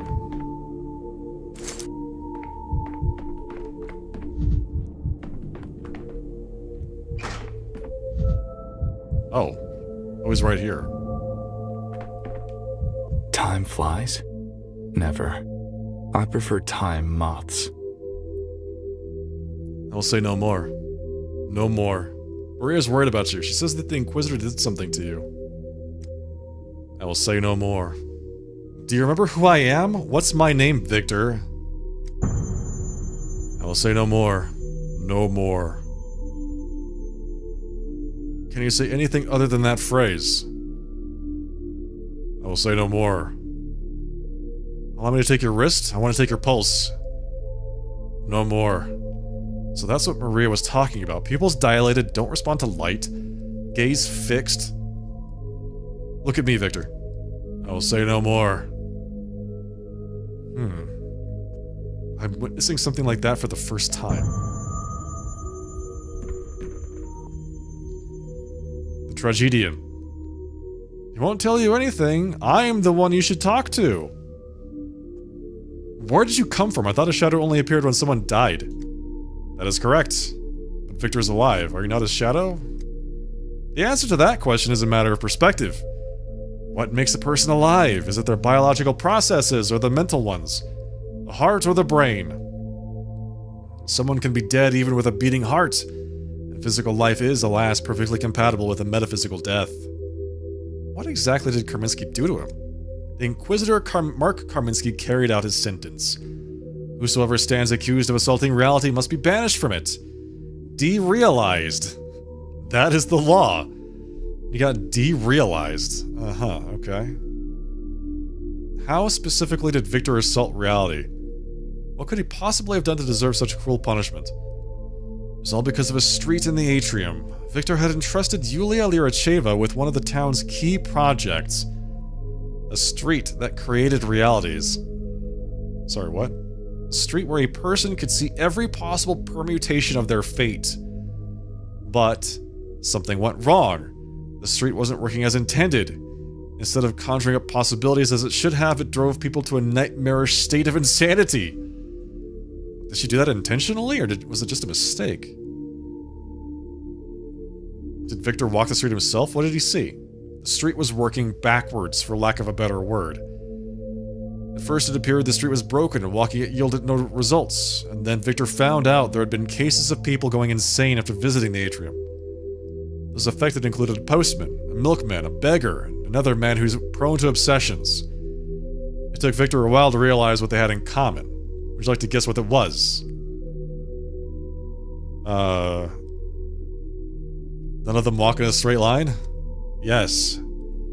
Victor realized the street revealed itself to people who walked it in a specific fashion. Moving from one porch to the next, he discovered by experiment that you had to start from the Cathedral Square. Stand on the first porch to your left, and follow the sound from there. What the hell? Cathedral Square, stand on the first porch to your left, follow the sound. What did he see there? He saw that the street wasn't working as intended. He saw that Yulia Lyracheva had made a horrific mistake that doomed the entire town. Could you be more specific? I've told you all you need to know, Doctor. I know what's on your mind. You're about to decide to test the street for yourself and find out if it's true. I won't be able to stop you. Just know that you absolutely should not do that. You're making a mistake. Okay. Do not the street. What if it's the other way around? What if I walk the street, learn my future, and I'm able to change it? Victor liked to tell the parable of the appointment in Samara. Of course he tried to fight back, only for his every step to bring him closer to the inevitable end. To what he'd seen when he walked the streets. He didn't just see his own execution, he saw the town. His town. Perish because of the plague. And every day since, Victor watched all the things he'd seen in the street become reality.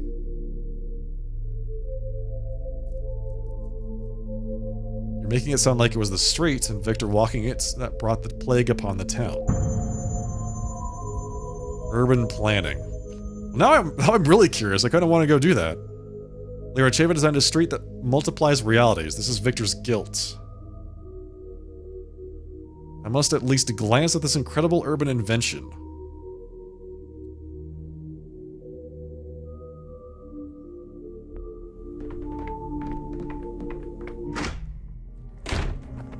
Cathedral Square.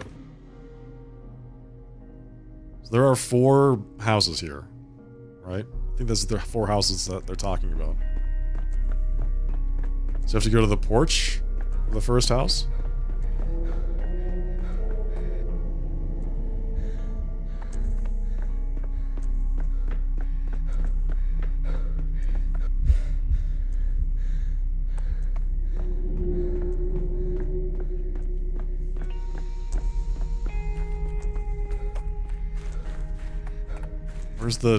Where's the next porch?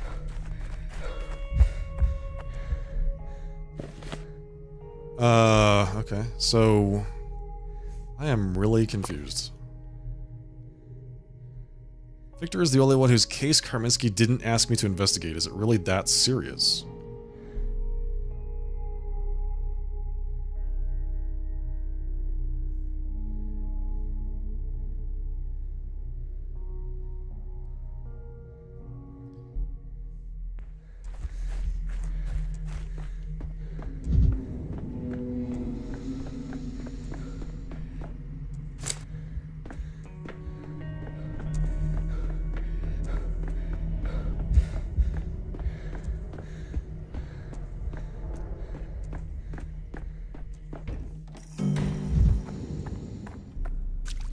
Accused of the most terrible of crimes, Gnostical turpitude. So rare and so unutterable that it was necessary to use circumlocutions like impenetrability, opacity, occlusion. Gnostical turpitude. Alright, you gotta watch your turpituity, chap. What is it, Dankowski? Did you forget something here?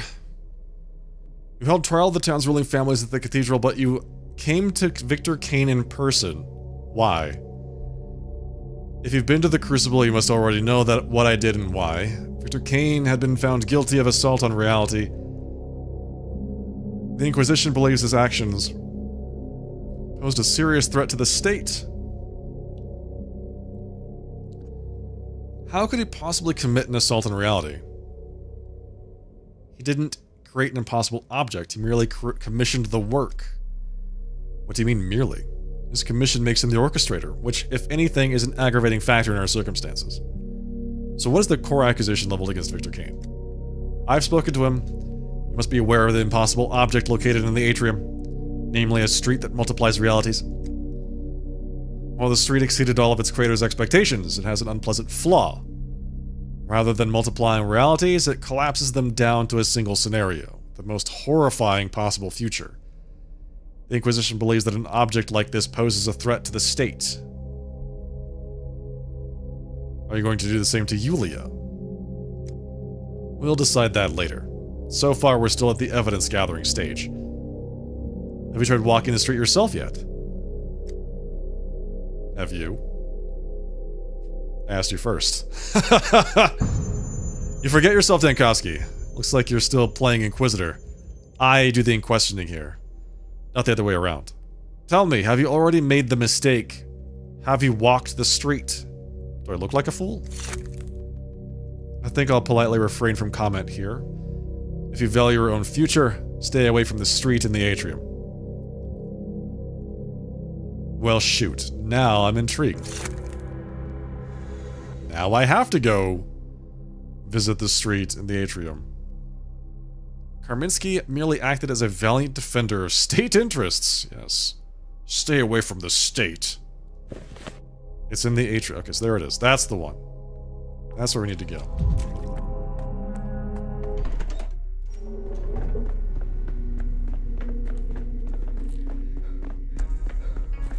Got it. Boiling, cracking, screeching. Living. Let's go walk the streets. Oh, hello. Well, well, who comes here? Another curious gawker, another smart aleck believing he can overcome the street's curse. Away with you. Shoo! Get out of here! What? Abide by the protocol, orderly. What's your number? Who's placed you here? My number is 0, and I'm no orderly. I'm just someone who's placed herself here out of mercy for you and the likes of you. I won't repeat myself.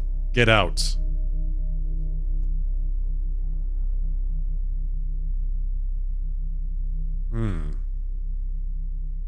So you're an actress, one of Immortel's troupe? What kind of play are you staging this time? I'll explain this once. This street is dangerous. People lose their minds walking it. Exactly how it happens, I haven't found out yet. And I wouldn't advise you to try, unless you want the fashionable big city haircut of yours to crown a hollowed out pumpkin. The consequences will be irreversible. You're not the first one to warn me about it.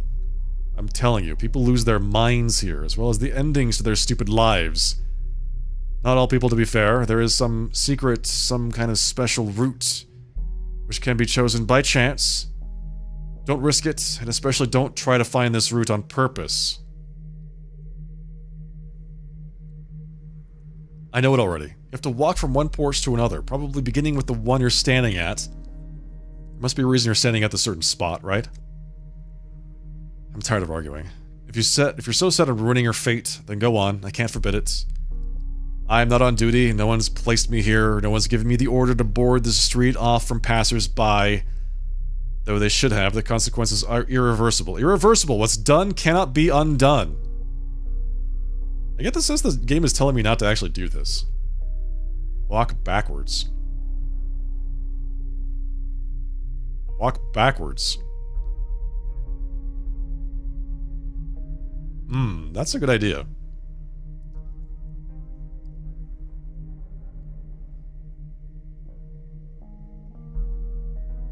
Why would they tell me about this and they're like, hey, this is a really cool thing that we've added, but we don't want you to do it. Just don't do it because it'll ruin everything.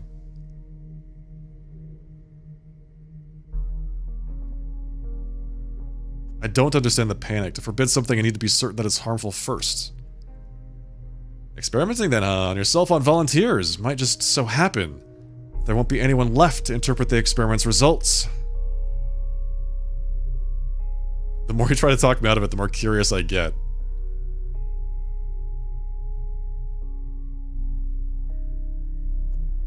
Maybe I'm one step from a fatal mistake. I can promise you this, I won't rush into experimenting head first. I'll think everything through. Curiosity.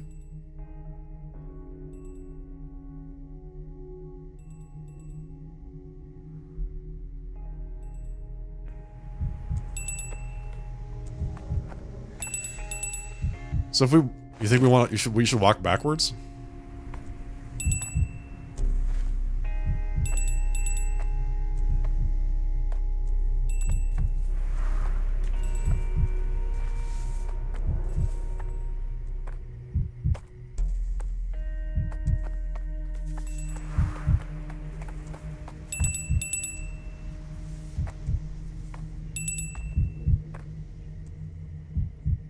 Whoa. That was pretty insane.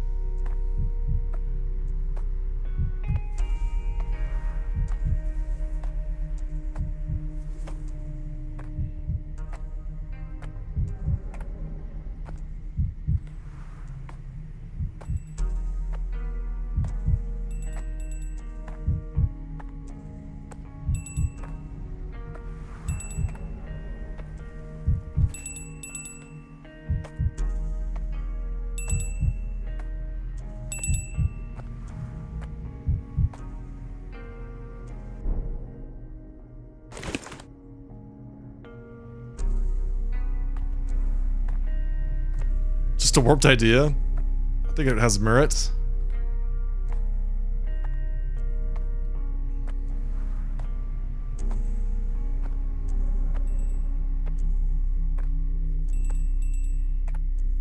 We're gonna get a game over real quick here. Then we're gonna have to like start the game over from the beginning. Here we go.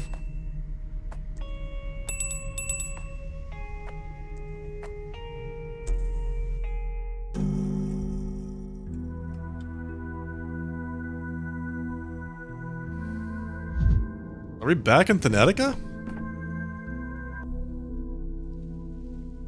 The rod is under siege. I can't shoot all the rioters. Diplomacy or flight?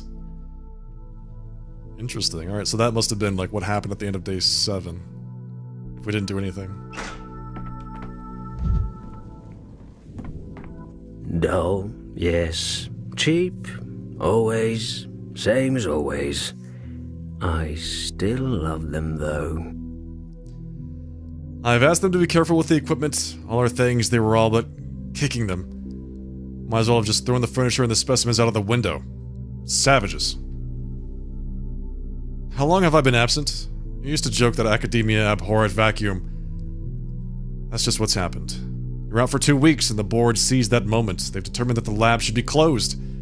In 3 days, it was all over. I tried to find out where they'd taken the equipment.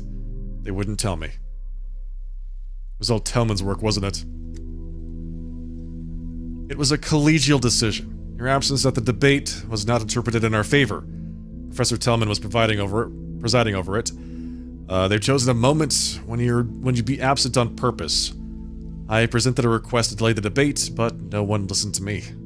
Where's Seraphima? Seraphima's at the dean's office trying to find out where our stuff has been taken. You should have seen the Dean avoiding our eyes. Pathetic sight. I tried to carry the folders out to save the research, but they wouldn't let me. Took them away from me as I was going out. They've taken everything from us.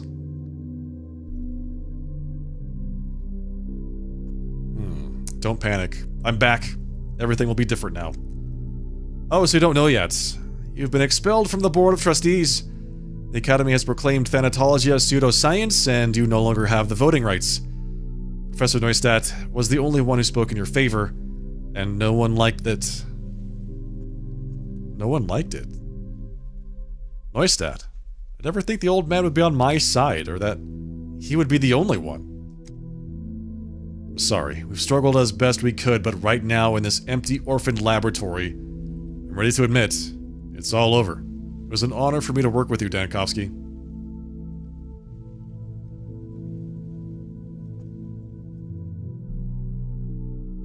How easily you've given up, Platin. Don't you believe in me in the slightest?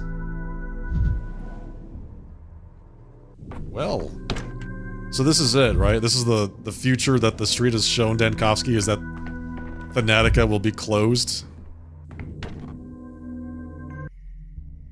And that's it.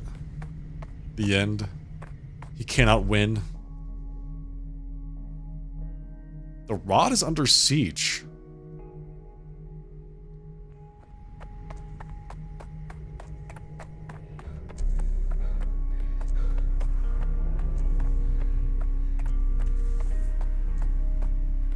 We didn't even get an achievement for that.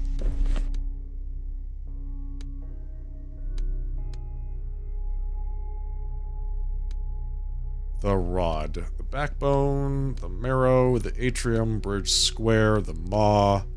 Oh, the rod is like a building name, I think. I honestly don't know where it would be. Let's go back here. We have a lot to do. We have so much to do, man.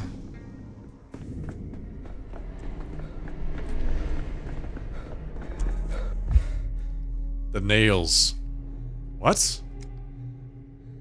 Pass me the nails in that box behind you. Since you insist on breathing down my neck, might as well bring something to the table. Like those nails. I swear gawkers block my light every time I'm out here building a ladder. I thought it was a gallows. Well, it is. A gallows is just a ladder to the sky. Don't you know? As the Inquisitors say, you can't use it to climb down, only up. And right out of your body. That's some grim sense of humor you have. Comes to the territory. If I were a baker, I'd make jokes about cremation. You don't mind working for the Inquisition? And what's that supposed to mean? First of all, let's get one thing straight. I'm my own boss. My grandfather was a carpenter, and so was my father. I'll have you know that building proper gallows is quite the engineering challenge. Remember the paper revolt? They couldn't hang them right the first time, and guess why? What? I didn't... Forgive me, I meant no offense. I'll have you know that building proper gallows is quite the engineering challenge. Okay, so... why? Why did they not hang right? Because the gallows was crap. Well, you'd know best. Naturally. My job is to make sure the person in the noose suffers as little as possible. If gallows are just slapped together willy-nilly, you get a repeat of the Paper Brotherhood situation. It took them 3 tries to hang those men. Now that is true butchery. I heard the person who invented the guillotine was executed with his own device. There you go. Well then. Good conversation. Good talk.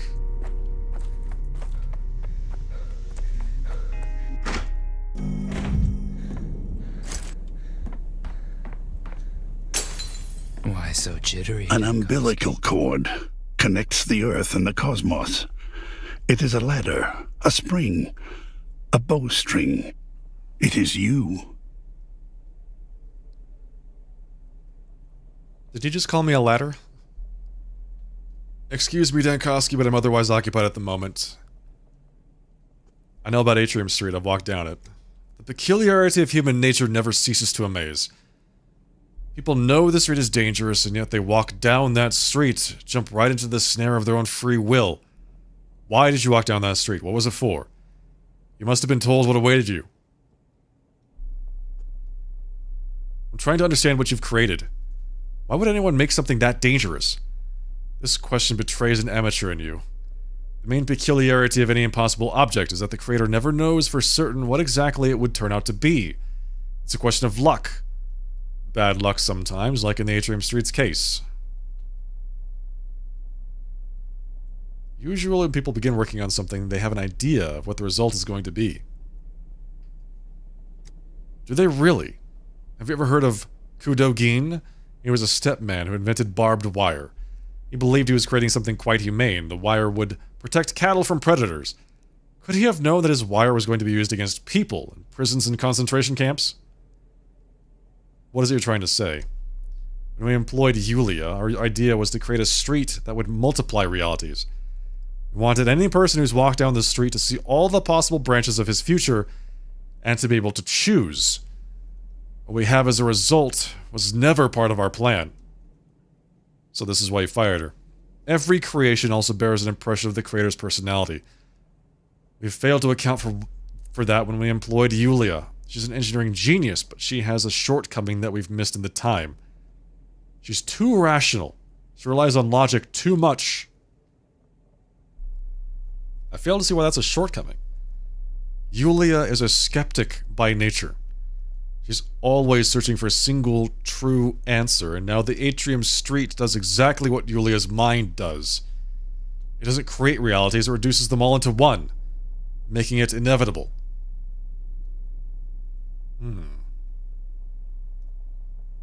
Why haven't you cordoned off the street then? We didn't want to draw attention to it. We were trying to win ourselves some time, find out what to do, how to tame it, overpower it. But it doesn't matter anymore. Victor is no longer with us.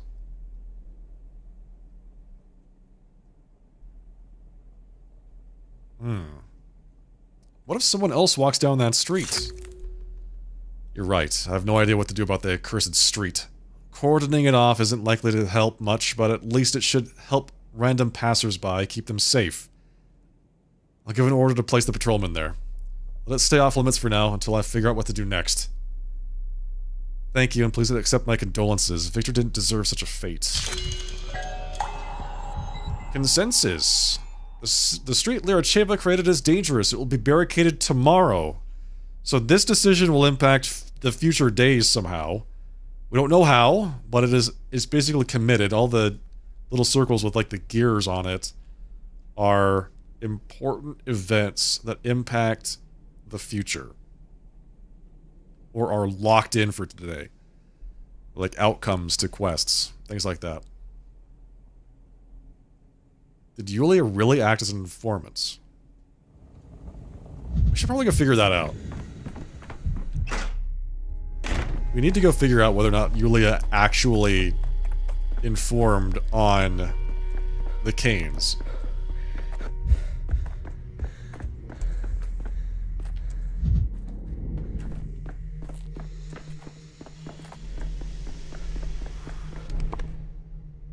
We also have to be a doctor for the day. God, there's so much to do. There is so much to do. We have to go be a doctor. We have to go diagnose people. Save them. Well, prepare a vaccine at least, to save others.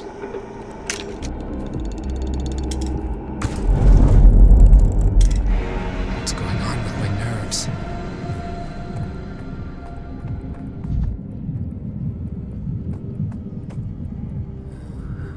Okay, let's see. 10, 20, 30. Give them this. With any luck, it'll stop. Yes, yes, good. Good. Okay, we got some amalgam back. It's a very important resource, that stuff.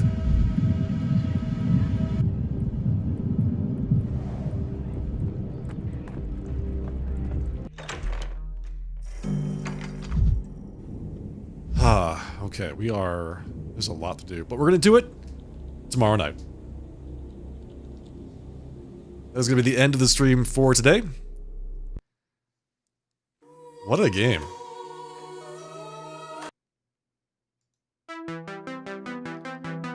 Just nothing but mystery after mystery and weird outcome after weird outcome. I'm quite excited to see how this all turns out tomorrow. So it feels like we've got a few things that we need to do. We need to save all the people that were accused by the Inquisitor and all sentenced to death. That has to happen. We have to diagnose our patients for the day, deal with the Shabnak to fight the plague, go to the past to help fix our mistakes, save people's lives. I'm excited. I can't wait. If you enjoyed the stream tonight, folks, don't forget to follow the broadcast here on Twitch. Just click the follow button. If you're over on the YouTube side, consider liking the live stream, subscribing to the channel. I would love to see you all here again next time, Wednesday night, 8 p.m. for some more Pathologic 3 as we continue to work through all 12 days of the events of the town. I'm excited. I can't wait. All right, everyone. See you all next time. In the meantime, have a great rest of your night. Have a fantastic Wednesday, and I'll see you all then. Good night. Cheers. Take care.